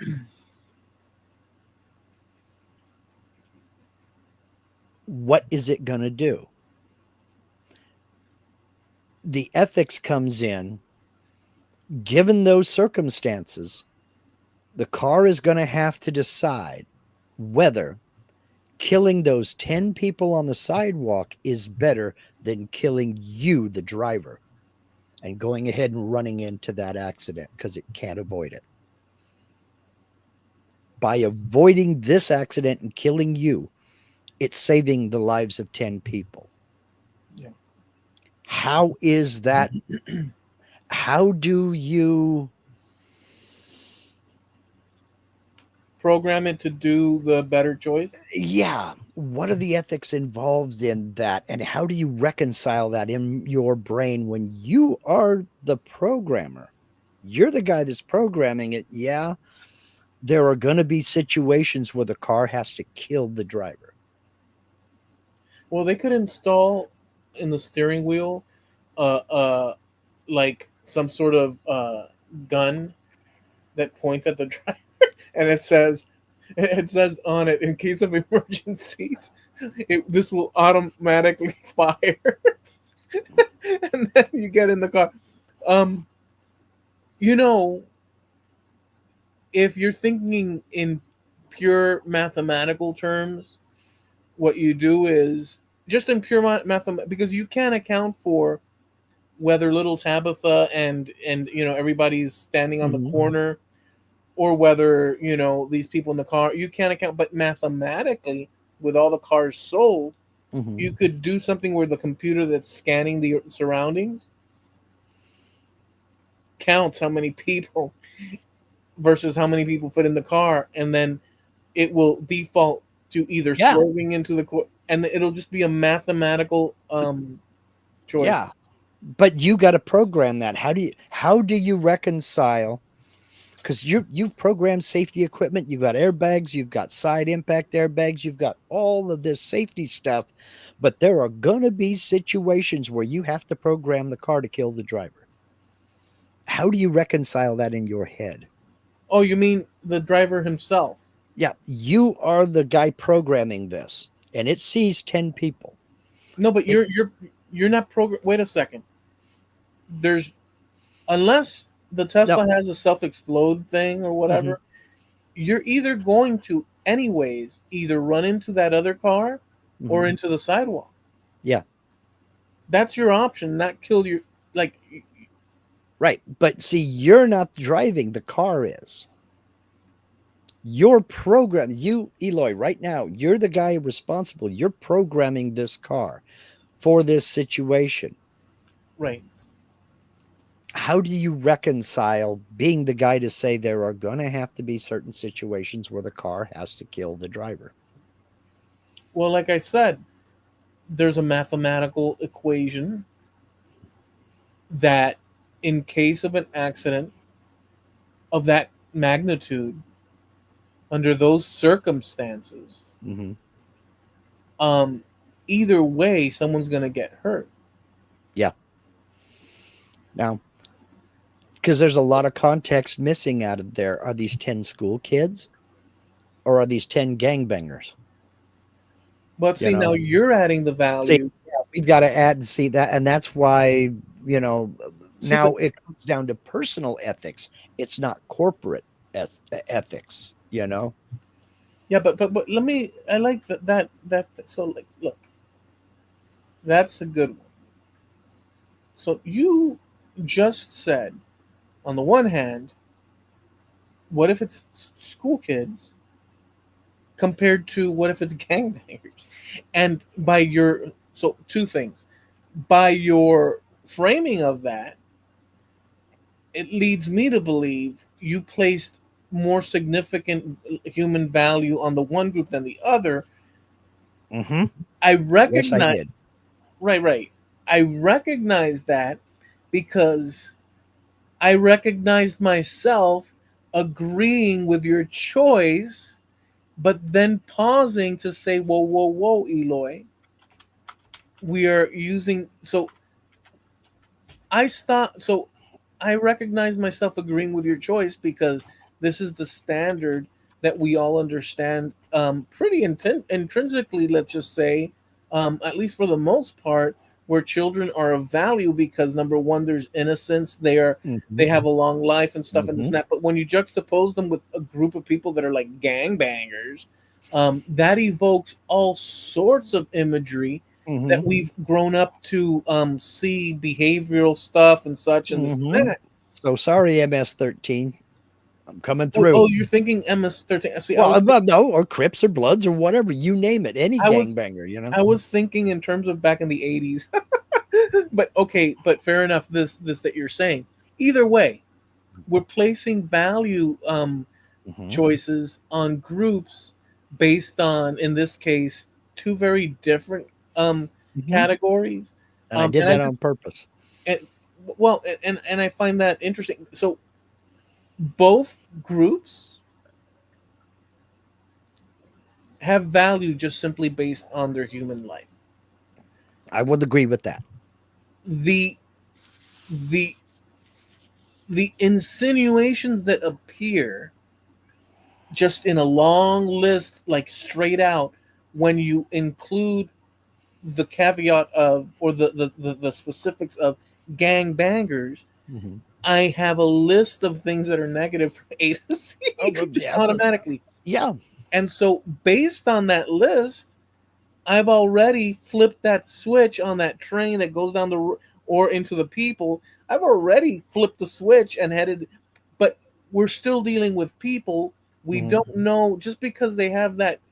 We don't know their individual. See, here's the thing: when we well, let me. I got to throw this out. When we condemn somebody in this country, And I'm not saying that you're saying the opposite. I'm just saying these are the Right. things that It's brought due my process. Right. exactly. So no matter how decrepitly I would view a person's assumed behavior Mhm. based on facts that I've gathered. I Mhm. am not a jury, nor am I a judge. However, if you were to say this car can either barrel into the back of that whatnot, Mhm. or here's these gangbangers that you know Mhm. had just accosted and did terrible things, or like if you clarify in the direction of like, hey man, this and that, and you juxtapose it with either barreling into, then my choice becomes that much easier because of the. But other than that, even though they have this terrible cloud over their head based on that category, we do have this thing where we take them to court and this and the app. But this is not your scenario. You're No, because you've got a split second to make that decision. You ain't got it. You ain't got time to look up their rap sheets right, or even identify who this is. right. So Now, but here's where we get back to the technology, because when you have the moving car, the self-driving car thing, and its programming, it doesn't care who those people are. It sees 10 people. They could be 3 foot one. They could be 6 foot one. yeah, They could be Catholic school kids out on being led by their nature thing. teacher down the sidewalk. Yeah, Or they could be, a bunch of guys who just robbed 7-Eleven and beat up the clerk. yeah, It doesn't know that. It doesn't care. It sees there are people over there. There's more people innocent people over there on the sidewalk, potentially innocent people on that sidewalk. There's one person in this vehicle. The decision has been made. I'm going to try to stop, but we're going to hit that tanker truck and it's going to go up in a blaze of glory. So sorry, Mr. Tesla driver man. okay, how about this? I don't know how that works, but I would assume if I were programming it, jumping onto the curve would be an automatic out either way. Mm-hmm. Whatever's happening in traffic, the car Mm-hmm. that you're driving that's automated or whatever, like a Tesla or Mm-hmm. whatever, has to preemptively look forward and back to the sides. And if it can't stop, well, you're screwed. You're going to ram into that car. So that would be my thinking, as opposed to it, because it Okay, doesn't so make. it's protecting the occupant of the vehicle at all costs. No, I'm saying that. Well, yeah. Well, no, no. Okay, so what I'm saying is that, well, to a degree, yeah. But what I'm saying is that sidewalks, Mm-hmm. based on pedestrian status, Mm-hmm. just like us when we're driving, Mm-hmm. is off limits. Yeah. So Okay. if you can't, the only situation where you end up on the side of the curb Mm-hmm. is when, I mean, it's when something happened there that went. So so in my thinking, now that we've gone through this, the programming would, and I don't even know if this is true or not. We'd have to check, but the programming would be like it would have to break, and if it can't break, you're slamming into that, Mm-hmm. and that's just all there is to it. Now, Yeah. the idea of jumping on the curve, I don't know that that would be a program into it. Um, I don't know. I don't Yeah, know. see, and that's what I'm getting at, the ethics of technology, because I can't be the only one who've come up with this scenario. I can't be the only one who wonders what it would be like to be the guy. Probably what's going to happen is it's going to do everything in its power to avoid the accident, even if the computer knows the accident is unavoidable. And driving up onto the curb and up onto the sidewalk is a valid escape route. I'm wondering, is the ethics behind deciding we're going to protect the driver of this vehicle at all costs, and if that means swerving up and driving onto the sidewalk, so be it. We drive up onto the sidewalk. Right. My question is, even if there are people on the sidewalk who somebody will is going to get potentially killed here, is is it more ethical to say there are more lives at risk over here on the sidewalk versus in the car? Or is it more ethical to say protect the people in the car at all costs? Well, the answer is this as far as I know. Here's the answer as far as I know. Hmm. For the programmer, Hmm. the ethical thing is to cause the least harm while protecting the driver. Hmm. So mathematically, Yeah, it would choose the least amount of people to get injured. yeah. For the driver that's being led, there's a different Hmm. um, ethical question because they're not operating it, but they purchased this car Hmm. where they could have made a different decision, but then whatever their decision was would be on their conscience in a direct way. Hmm. But even if they're not directing the car, they're just sitting and letting it drive. They're still the ones that own the car and Hmm. that are there, and that the car became that bullet. Yeah, So there's ethical questions for that person. right. Um, it depends.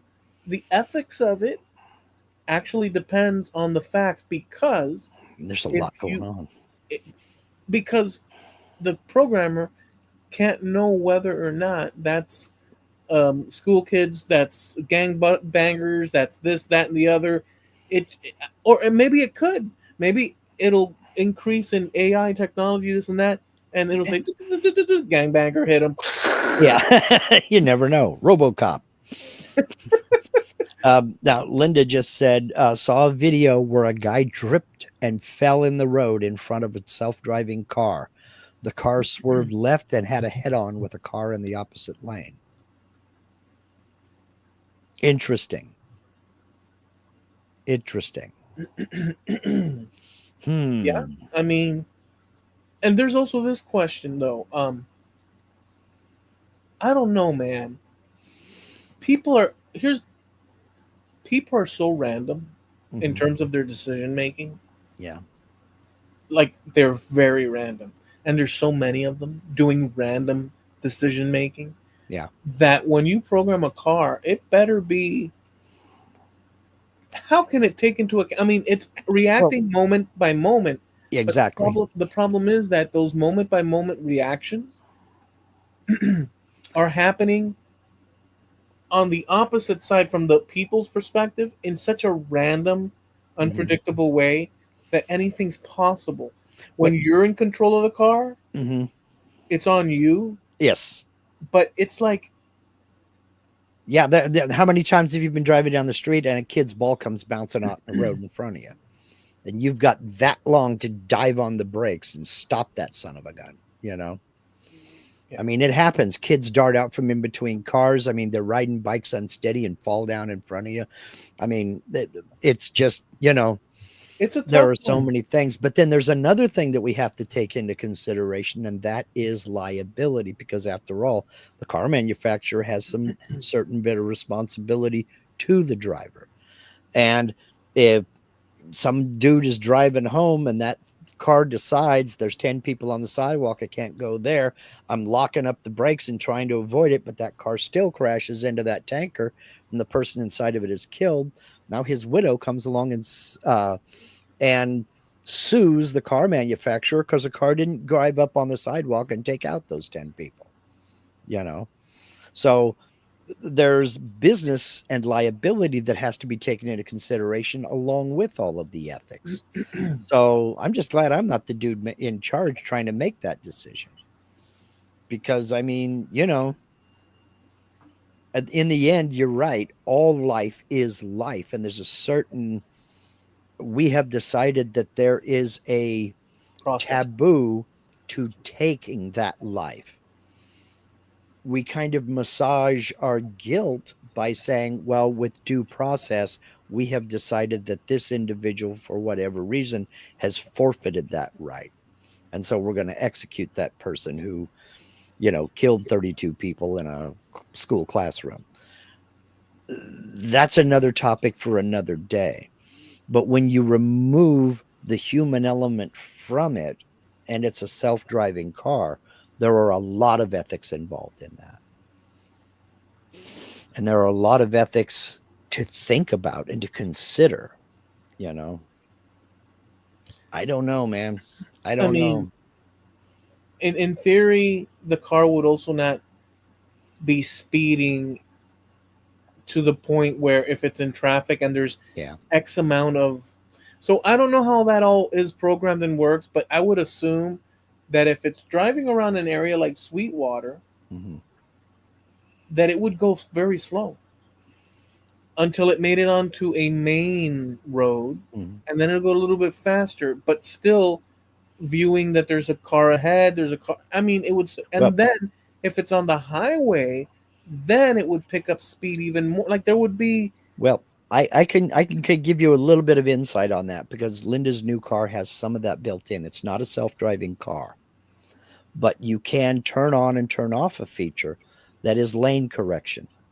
For example, if it actually senses the white line down the side of the road on the highway, and it senses the white dash lines or the yellow lines or whatever, it knows the lane markers.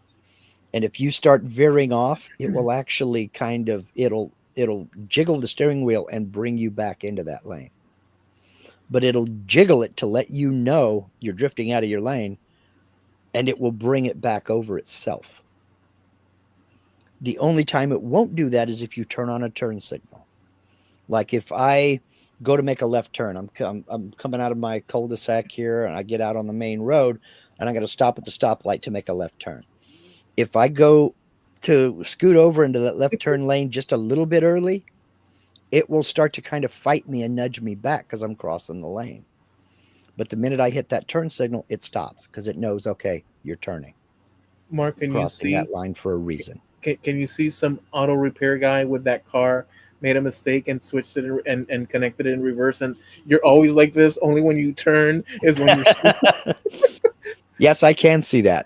Yes, I can see that. So you're like, man, Um, this car. I don't know what's going on. Every time I turn, it's just smooth.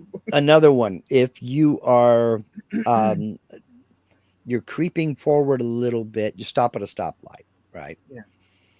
And you notice you're pretty far back from the guy in front of you, so you creep forward a little bit. The closer you get to it, it has sensors in the front bumper. The closer you get to it, it'll start putting on the brakes, and it'll stop you before you hit that car in front of you. If I'm if I'm parked in between a big truck and a van, for example, and I go to back up, I'm using the big screen because it's got a rear view camera. I'm backing up. When the back bumper clears that van, I can't see. When the back bumper clears that van, there are sensors there. All of a sudden, a little yellow arrow will pop up over on my right side, pointing to the right, warning me that there's something coming from the right. It doesn't tell me it's a car. It doesn't tell me it's somebody walking. It doesn't tell me it's a lady pushing a shopping cart. It doesn't know what it is. It just knows there's something coming. And if I don't hit the brake, it will hit the brake. And then I can see in my rear view camera something went past, and then it stops doing that. You know, it's actually some pretty cool tech. But I can turn, I can't turn that backup sensor off, and I can't turn that front sensor off to keep me from pulling it, driving into a post or the car in front of me at a red light. But I can turn off that lane change thingy. I can turn that off. Yeah. So it's just kind of weird to me. And it's still something that I'm getting used to. I've left it alone because I don't know if Linda likes it or not. But it still takes some getting used to me because I still have that old school. You're not going to tell me when to lane change. I'm going to lane change. Well, You know, it's baked into you, Mark, because I mean, it's baked into you. yeah. I'll decide when I'm going to get in the left turn lane, not you, car. Well, when You Mark know. Saunders came down to visit, Mhm. he rented a car and he came over, picked me up. This was just a month or two ago, maybe Mhm. 2 or 3. I forget now. Yeah, it wasn't too long ago. I remember you talking about it. Well, he comes up, drives up, Mhm. and I get in the car. And you got to remember, I'm driving a '99 Ford, Mhm. um, and it's basically like being on horseback, you know, Yeah. because that's how it drives. So you're basically. Mhm. I could be, in some sort of carriage and stuff. My pickup is that way. Well, I get in his car and right away, like the seat, Hmm. it's almost like you're in one of those spas already. I'm in a, Hmm. and then and the Ah. dash has back cameras, this, that, and the other. And I looked and I was like, dude, wow. And I caught myself being surprised at technology because I'm so used to just living it rough, let's say. Hmm. And this car was not a brand new car, but sure is brand new. I mean, for me, it's like, it had all these tech stuff on it. I Hmm. was looking at the dash, I felt like I was in like the Starship Enterprise or something. And it Yeah. is the thing is that I'm literally from the last century, dude. Honestly, Hmm. yes, we're here on the internet. I get it. Hmm. Like, but when it comes to certain things, I have not moved on. The other weird thing about this is, and this is not a top of the line car. This is a Toyota Corolla. All right. This is not a Lexus or a Jag or something like this. Linda goes to bagpipe practice, excuse me, bagpipe lesson every Thursday. I mean, I probably shouldn't admit this because I don't think she knows that this happens. She gets out of the car at her instructor's house, goes in the house. Within 5 minutes, I get a text from the car saying she left the doors unlocked. Oh wow. And I can hit a button and I can lock the doors from here. She's about 12 miles away. I can lock the doors from here.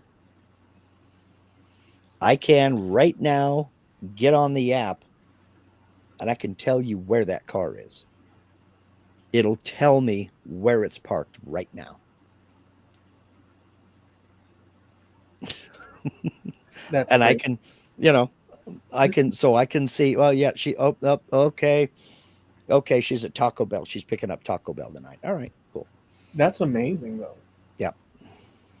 I mean, well, one final thing to mention, Yeah, before we need to land the plane. and this is just on the tech level. Hmm. I saw another video on the side swipe thing of Facebook or whatever you call it, Hmm. where it's a drone, Hmm. a guy flying a drone, but get this, somewhere in his town or something, I would assume, a train is going by, and he takes that drone and is flying all sorts of all around the train, Hmm. and then decides to go under the train as it's moving just at the right speed and goes right under it. It's following it and comes out the other side, turns around, flips and stuff. And I thought this is technology anybody can have, obviously, Hmm. but boy, that's dangerous. It is. And what he did was illegal. What he did was illegal. So, what if people use it for nefarious reasons and stuff? You know what I'm saying? There's no doubt in my mind that they already do. There is no doubt in my mind they already do. I've seen a bunch of videos on drones and drone technology. And for instance, one guy used it. His dog got out of the backyard. He used his drone to go up and he found the dog and knew exactly on the phone with his wife in the car and was able to guide her right over to the dog, which, okay, that's cool. Um, but you know as well as I do that for every guy out there looking for his kid or looking for something or just, watching a train go by and kind of flying around the outside of the train or flying under a bridge or something like that, there's two guys spotting the cops. And there's two guys, you know, looking for something else or peeking At in a a window or window something at like someone that. undressing. Yes, stuff like that. Yes, that happens all the time. That happens all the time. Well, gangbangers could literally put their hooch on it or whatever you want to call that. I don't know what the lingo is, but Amazon is not the only person who delivers. I'm thinking that now you could just put the payload and say, "Uh, all right, Tommy Two Tone," or I don't know what names they have. I don't even know what the um, risky business with double R's. I don't know what their names would be. And then they're meeting. They're somewhere down the block, and from the comfort of the gangbanger's home, it Mhm. goes so that nothing. And they just insert the money in the little thing when it gets there, and they exchange the thing, and then it comes back, and that Mhm. way there's no interception. There's no physical person in the exchange.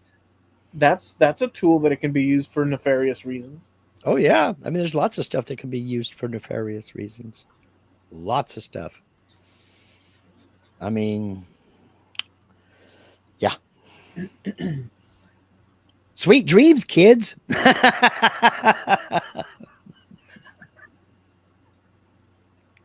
Let me hit you with this one because it's gonna be past.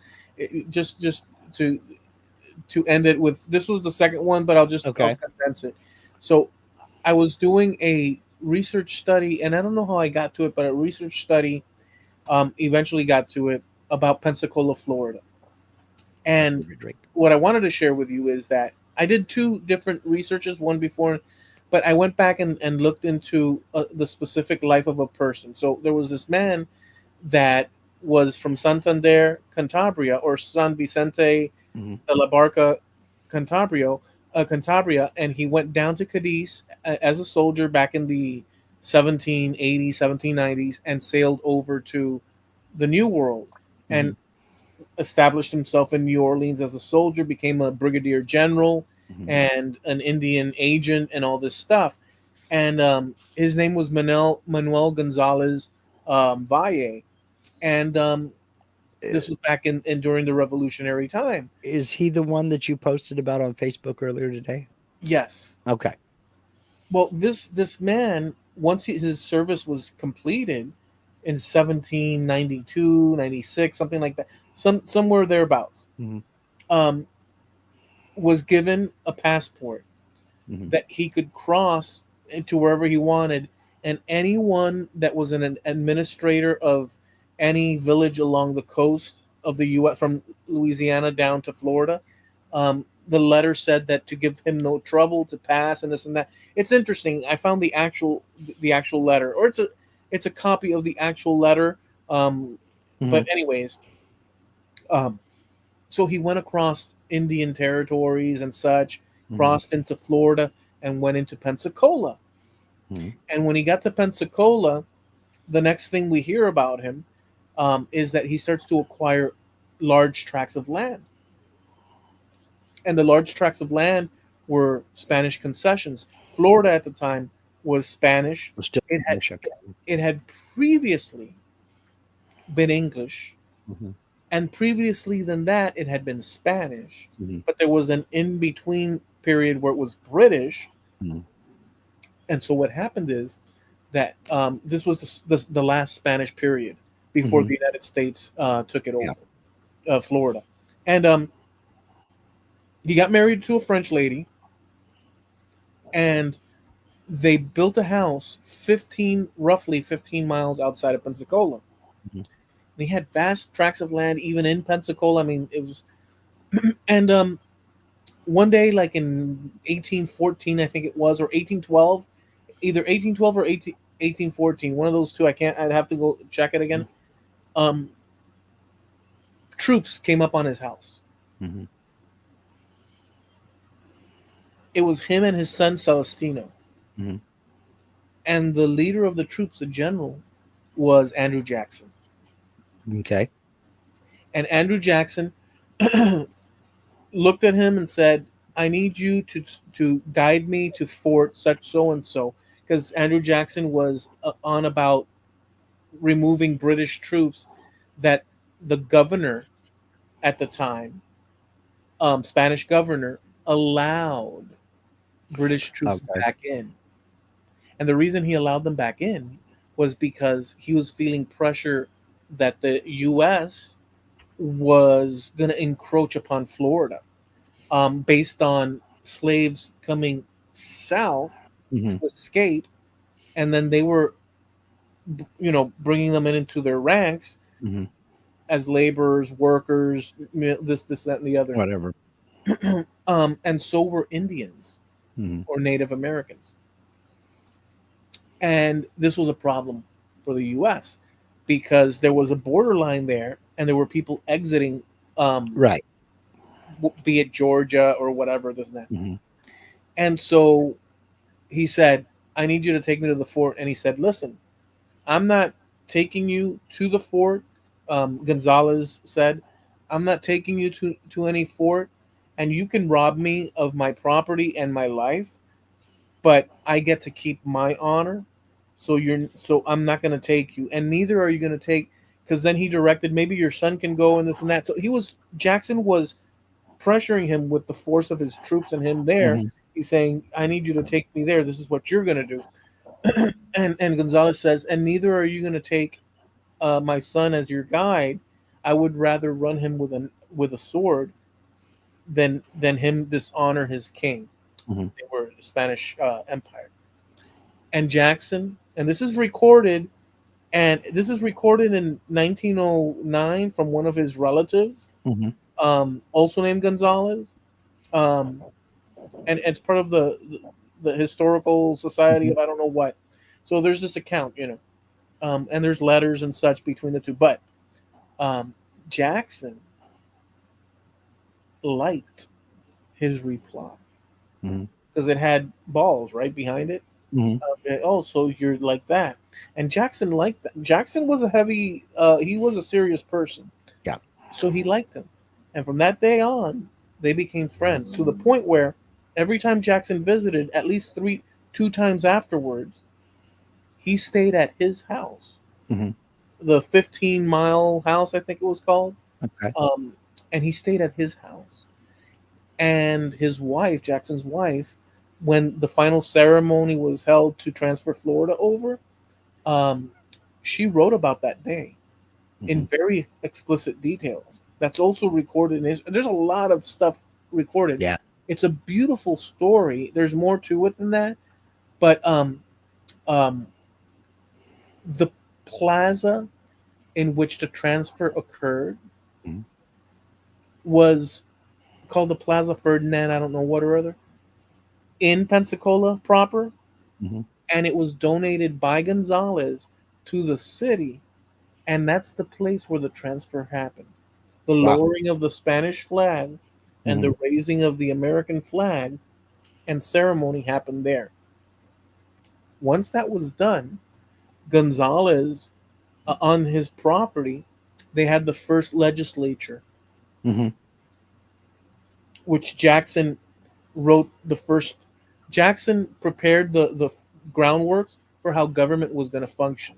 And what Hmm. he did was he decided that in order to maintain a proper transition, that the Floridians would vote for their people, Hmm.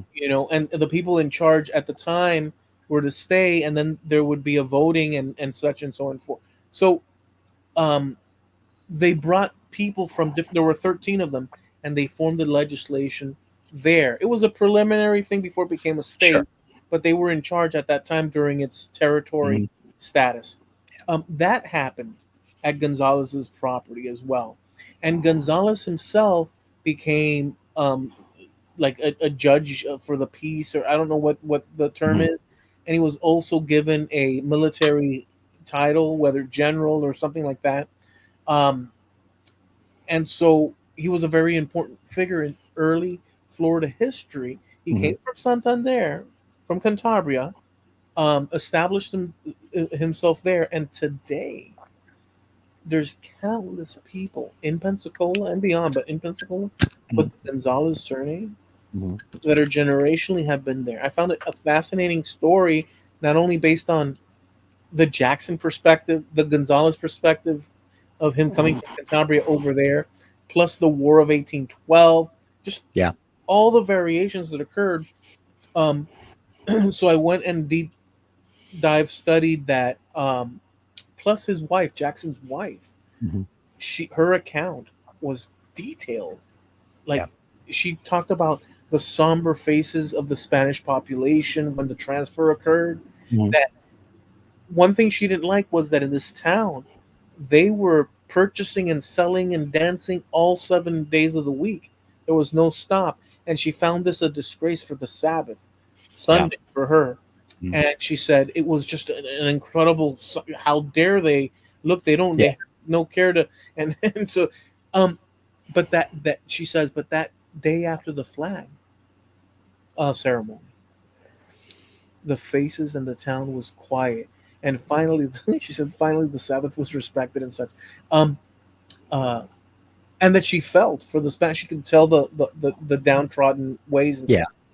There were a population mostly of Spanish with English and African Americans and natives Hmm. in that town. This was the style of the Spanish. Well, when the transfer happened, they didn't have to go, Hmm. but many of them decided to leave and they left for Cuba. When the British controlled Florida, there were still Spanish there, but when they took Florida, Hmm. many of the Spanish left for Cuba. When they left, when the English left, the English population, most of them, not all of them, likewise left back to England or to the US, or I mean colonies. Hmm. And then now, in the last phase, most of the Spanish left. A handful stayed, like Gonzalez, because now he became a justice of the peace, he became a general. He wanted to leave, but he had too many responsibilities, so he stayed. Hmm. Um, and so, anyways, it's an incredible. If I wouldn't have had the curiosity, I would never have delved into it. Now I know this part of history, and it was enriching. Now, You let me ask you a question. You said this guy's name was Gonzalez Valle. You have that surname I in had your five.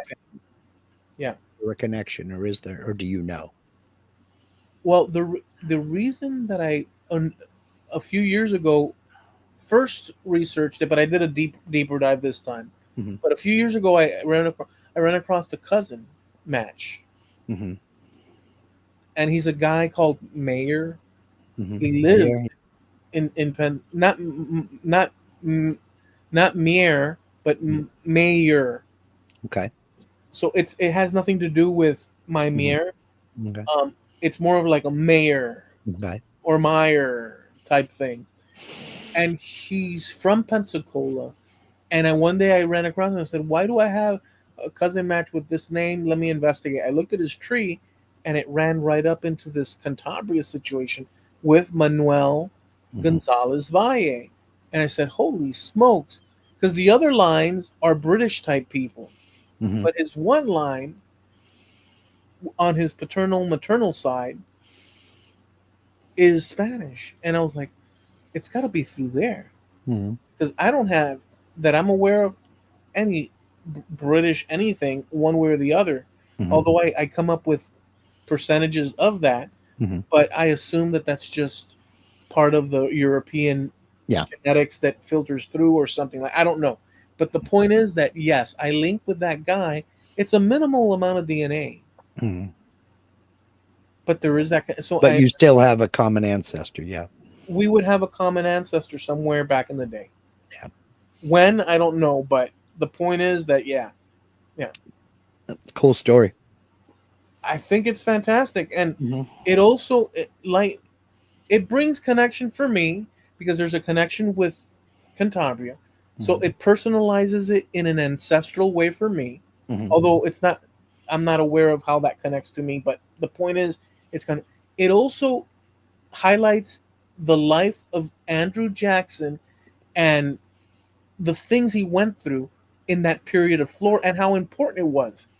Yeah. Because Because really, that was during the War of 1812. That was must have been before the Battle of New Orleans. the War of 1812 ended with the Battle of New Orleans Right. in 1816. Well, I thought it was 1814, but okay. And because, well, no, in between that phase, there was war between the Brit. There was problems Mm-hmm. because the British were stationed in Florida. They wanted to make a move on the U.S., Yeah. and they did. So it was a complicated time because they weren't giving up on the U.S. They wanted to hit back for their loss. Mm-hmm. So there was a lot of, but Jackson not only fought with the Mm-hmm. Seminoles, but he also did the British in during that war Right. where they attempted to Yeah. take control.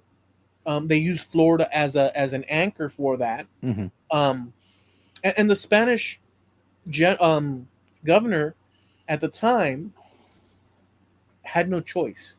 Yeah. He had a choice, but the threat from the U.S. as a potential risk, Hmm. he he thought, I have to let the British in because Yeah. if The I don't let, British Empire was much bigger than the U.S. and it would have been a bigger problem. right, so he wanted that protection, and the British were already helping the Spanish against Napoleon Hmm. at that time, or had earlier, just Hmm. a few years earlier. And so the dynamics changed. Once the United States won the Revolutionary War, the Spanish were their allies, and so were the French. But Hmm. once that was done, Yeah. there was the push west, that manifest destiny that started Yeah. to progress, and so Yeah. all the dynamics changed. Yeah. Spain and America were allies for a brief period in there, and in fact, not long after the war, the Revolutionary War, I don't remember which ship it was, but one of America's merchant ships was captured in the Mediterranean by Barbary pirates. Yeah. And as an act of good faith, they would capture a merchant ship and they would hold the ship, the cargo, and the crew ransom. And if the country didn't pay tribute to this pasha, they would just seize the ship, seize the anything cargo it was carrying, and then seize the crew and keep them as slaves. When that first ship was captured, the Spanish, as a show of good faith, actually paid the ransom, got the ship, the cargo, and those sailors back, and basically said to America, you guys might want to start paying annual tribute to these pashas because all the big countries are doing it, you know. So I did know that Spain was our ally for a brief period after the Revolutionary War, but I didn't realize, I don't know exactly when things went south between America and Spain, and when Spain kind of sort of became allies with uh, uh, Great Britain. Well, it's not that they were allies. What happened was that at the after the Revolutionary War, Hmm. and Britain got its butt handed to it, let's say, um, the reason it got its butt handed to it was because of the Kitchen went Spanish broke. and the French. Yeah, it went broke. Yeah. The French and the Spanish worked together, but what the Hmm. Spanish did was that they didn't want to declare war out loud until right at the precipice, but behind the scenes they were supplying the Continental Army. Yeah. The money finance, the bulk of it, was coming from the Spanish Empire. The troops that were visible were the French, and Hmm. our history records the French as the prominent ones, and they had a prominent role, of course. Hmm. However, our history has declined based on historical notions to acknowledge the Spanish. Yeah. The Spanish, once the war was over, they were already taxed in terms of what do you call it? Just trying to fund a whole empire. Hmm. Remember, it was all of South America, Central America, Yeah. the Philippines. It was just a broad world. It Huge. ranged from place to from sunset to sunset. Hmm. Then Napoleon attacked. Okay, so it was a friend of my a friend of my an enemy, and an enemy of my enemy is my friend. I get it. Okay. Napoleon came in. Hmm. He deposed the king of Spain, Ferdinand, Hmm. Ferdinand, Ferdinand. that one, placed his brother as the king of Spain. Hmm. So Spain no longer had the ability. Their money was focused on trying to, regain Hmm. power. And so this governor in all the way in Florida had no resources to come help him if the United States decided to, because he was allowing um, natives and enslaved people to come in, Hmm. and for all intents and purposes, even though it wasn't perfect, they had more options in Florida Hmm. because the Spanish didn't necessarily have the same Yeah. um, system that the colonies or whatnot. And this was not acceptable because it was a loss of you Yeah. know so it was a territorial sovereignty thing. Hmm. It was all sorts of things. So that's why he allowed the English in, even though they were enemies just 15 to 20 years back. Yeah. Yeah. Yeah. And Okay. so I get it. the dynamics constantly shifted Hmm. with these people. So then eventually the Spanish came to an agreement with the United States, and the territory was ceded. Hmm. Um, and that's how that happened. But um, it was the end throes of that Yeah. empire. Yeah. Because just like the United States rebelled against the British, all the colony, or I'm sorry, all the countries or viceroyalties Hmm. in South America, to include Mexico, rebelled against Spain. Hmm. So the same thing that happened, the United States was a template for the Yeah. rest of the Well, Americas. yeah. Well, and the French Revolution and the whole thing. Because the French Revolution was not too long after American independence. So, Yeah. Linda says she believed it was the Philadelphia. The Philadelphia was a warship under, oh my God, I can't remember his name. It was under a naval commander. That was during one of the Barbary battles, uh, several years after. This is when Thomas Jefferson was president. It was after Washington was president and everything. This was when God, I wish I could remember his name. Um, he led. He was just on an anti-piracy rampage. The Philadelphia ran aground on an uncharted reef in the Mediterranean, and was the crew and cargo was captured by pirates from Tripoli, and they were able to repair the Philadelphia just enough to get it back into port, tie it, and use it for set artillery because the Philadelphia had more guns than than any other vessel that they had. But it was used as set artillery. The Philadelphia was under the so it was an American warship. It was a frigate that was built. George Washington had it built. It was one of the ships that he had built that founded the Navy. Stephen Decatur, thank you, Stephen Decatur was under the command of Stephen Decatur, who was a anti-pirate. Ooh, man, I guy think went that on a the rampage. I think that the Marine says, "From the halls of Montezuma to the shores of And Tripoli." that line is 100% because of the fight. The Navy was founded in the founding documents, the very first paragraph, the first line of the first paragraph. The Navy was established to fight. They called it Algerian Corsairs, which was another fancy name for pirates. Pirates. The Navy was founded to fight pirates. And that from the halls of Montezuma to the shores of Tripoli, that was directly from that pirate battle. Well, you know the Montezuma part, what that's talking about? I don't remember the absolute that one exactly. That's when they went into Hmm. Mexico City, and they basically, through that whole Oh, I process, remember. Yeah. Okay. seceded the territories further north. Hmm. Mexico did, Yeah. and so by entering Mexico City, this was the kingdom Hmm.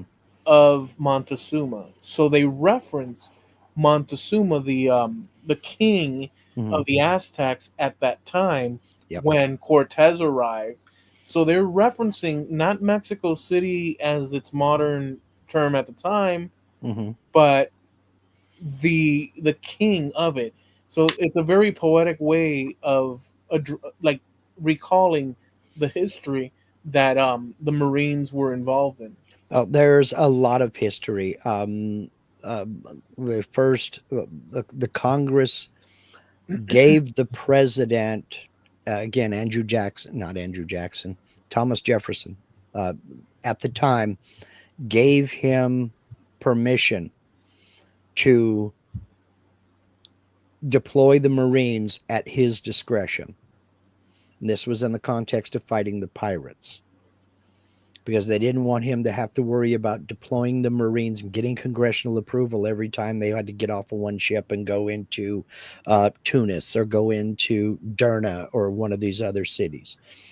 So they gave him the authority to deploy the U.S. Marines at his discretion. And to this very day, the U.S. Marine Corps is the only military force that can be deployed by the president without congressional approval. The Marines can be sent in on the president's word alone. He does not have to get Congress to approve it. Another thing that came out of this time, the battle against the Barbary pirates, was Presley O'Bannon and somebody else, I can't remember his name. Um, they wanted to overthrow the Pasha of Tripoli while they were fighting this. They hooked up with this Pasha's brother, who was actually the rightful heir, but had been run out of town. They hooked up with him in Egypt with 500 of his men and 50 Greek mercenaries, marched through the desert and went to the town of Bomba. And they launched an attack on Bomba. We're going to use it to trade with another town, Derna, so they could go in and overthrow the Pasha. When they attacked Bomba, they attacked with such force that Yusuf Karmanali, the Pasha's brother, was so impressed by how hard these Marines fought, he gave him his own sword as a present. And that's the Marmaluke sword that is still part of the USMC's uniform. You see the Marine standing there with the sword at present arms, a salute. That's a replica of that sword that Presley O'Bannon was given by that Pasha when they overthrew his brother. Interesting. I mean, that's it. There's some wild history involved in all of this, man. I would be remiss if I didn't mention also that Jackson was a very controversial figure Big time. be, for many reasons, but one of the reasons is during his exploits in Florida, two British citizens that were there were what's the word suspected of being helpful to natives and such and enslaved people that were like harboring and this and that. Hmm. And one of them was an ex-soldier, but they were both citizens at the time. Hmm. He had a military court for them, Hmm. Court martial, yeah. not court martial, a military trial, let's say, Okay. and he sentenced them to be hung. Hmm. Um, and one of them, I think, something or other happened, and then he was sentenced to a firing squad. Hmm. Um, and this sent shockwaves in the U.S., Hmm. the newly formed U.S., and they held because he took extrajudicial, because citizens is one thing Hmm. and soldiers, active soldiers, is another. So he had a mission and he just went for it, Yeah. and and so he was a controversial, but that all died down because everything he did turned out to be a success in Hmm. terms of the impact. So the ends justifying the means, let's say. There's a gradient of that. Well, Go ahead. that was one of the reasons I had heard of that. That was one of the one of the little pieces, not so much of evidence, but that was one of the more straw in the camel's back that led to posse comitatus, to where the military has no jurisdiction over civil matters like that. So that should have been up to the territorial governor, or if it was a state, it should have been left up to the state authorities. The military had no jurisdiction. That was one of the things that led to that. Like today, unless martial law is declared by the president, the U.S. Army can't do anything about a bank robbery or anything like that. It's only if they are federalized and if martial law is declared, like in an emergency situation, then they do have authority. But it's limited and it's exact. They have a special limited amount of powers. I believe that he fought in Mexico as well, It's possible. and I believe that the story, because I did a lot of reading. Wow, we're way over. Um, what's that? Nothing. Go ahead. And he, well, just to finish up with this last one, Mhm. about Jackson, that I'm gonna have to double check, but I think this is Jackson. If I'm not confusing my historical figures, I think Mhm. it's Jackson. He he was one of the people that left early because he was sick, or his wife was sick. I think his wife was sick. He went to reunite with her, and it turned out that she was sick of him not being around or something like that. Um, um, and so, based on him exiting Mexico first Mhm. and them having success, which he was part of, he was directly there, but he came back home first, and the press at the time directed their favor Mhm. of the success towards Jackson. Mhm. So he got a lot of the glory, Mhm. which he deserved in terms of that he was part of the thing. Well, he was in charge. Yeah. But other men Mhm. were there too. It's just that they Yeah. didn't get back in time. So he was celebrated, and that added to his prestige Mhm. and all the other things. And so all Yep. these things led to him being right for the candidacy and becoming president, because Mhm. he had just a string of Yep. fortunate things happen. Yep. Yep. Anyway, that's Absolutely. And that happened a lot. Dwight Eisenhower was the lead, was the supreme commander of the Allied forces in World War II, and became what, the 30 30th president, something like that. But he was hailed as a war hero as well. That's not to say that Montgomery didn't do just as much. That's not to say that any of the De Gaulle didn't do just as much. It's just to say that because he was the overall commander, you know, I think that in folks. Mexico he was not a general yet. Um, Okay.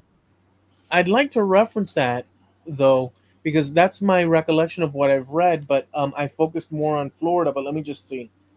Did Andrew Jackson fight in Mexico and return home early? Er,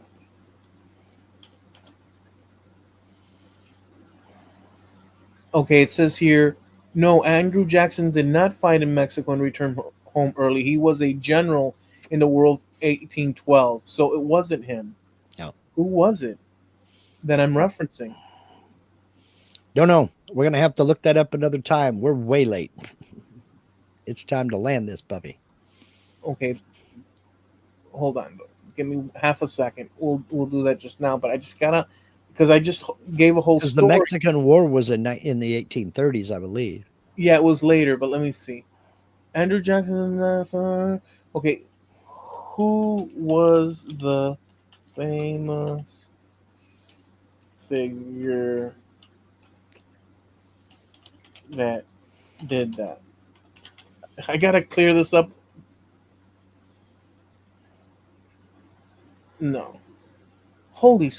You know what that just so that story that I just gave, I have Mhm. to investigate it. That whole episode that I just gave belongs to another historical figure that I don't know who it is. So I'm gonna have to investigate that. We'll All leave right. it as one of those things, but I'm glad that at least I double checked and know that that was an error. Linda says Zachary Taylor, another president, Zachary Zachary Taylor. another president who was a war hero. Yes.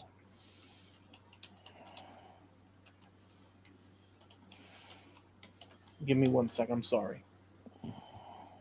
Yes, he was a prominent figure in the Mexican American War. He didn't, Okay. but it says he didn't return home early in a sense of abandoning his duties. Um, okay, we'll leave it at that. You know who I think who was the no, now I know who I gotta solve this problem. Who was the president of the Confederate States? Jefferson Davis. That's who I'm talking about. Yeah, totally different. I mixed well no, I know, but I'm trying to clear it up. Was it Jefferson Davis? Because that's what I was reading. I mixed up my two historical figures. Yes, Jefferson Davis did serve in the Mexican American War, but his role was quite different than Zachary Taylor's. Uh, okay, okay, all right. So it was. I was referencing Jefferson Davis, and I mixed it with Jackson. Okay, fair enough. All right, we'll leave it at Dude, that. I get Jackson and Jefferson mixed up all the time. Well, no, I've been studying so many different things, but Yeah. so one guy blends in. So Yeah. I just created a whole new timeline One of for them old Andrew guys. Jackson Yeah. because I was looking at the Civil War as well, but those things blend in. All right, sorry about that. All right, are we ready to land? We're ready. All right. So we go live every Tuesday at 9:30 Eastern, 6:30 Pacific Coast time here on YouTube at the Trampled Underfoot podcast show on YouTube. We're also over on Facebook, and you can catch our posts over there about the things that we talk about here, including links to videos and such. We also have a website, which is trampledunderfootpodcast.com. You can catch our past episodes there. And we're also sponsored by Harneal Media, your web solution. Look, if you're even toying with the idea of setting up a website, a web store, maybe you want to start designing up some merch and selling that, do yourself a big favor. Head over to harnealmedia.com, hit that contact us link, and shoot Steve a message. He is incredibly competitively priced. You won't believe how he gets away with charging so little for everything that he does. And don't forget that it's 100% personalized service. When you deal with Harneal Media, you're dealing with Steve, not some faceless, nameless person in a call center somewhere that you're never going to contact again. So, again, do yourself a favor. Head over to harnealmedia.com. There's a link in every video and live stream on this channel, and it's that way for a reason. Hit that contact us link and shoot Steve a message. That's Harneal Media, HARNEAL media.com, sponsor of the Trampled Underfoot podcast.com. all right, all right. Well, we hope you by the way, one final little tidbit of information. Jefferson Davis was Taylor's son-in-law. Just so you know, he married his daughter. All right. Meanwhile, at the edge of town, Aunt Martha's lying in a ditch at the side of the road. No, but you see how things interconnect so wildly? Yeah. It's insane. Okay. So guys, enjoy the rest of your week. Be safe doing the things you enjoy, but enjoy them nonetheless. And we'll be back next week. Same channel, same station. Peace. Peace. Do what you feel. Keep both feet on the wheel. You don't have to stay here.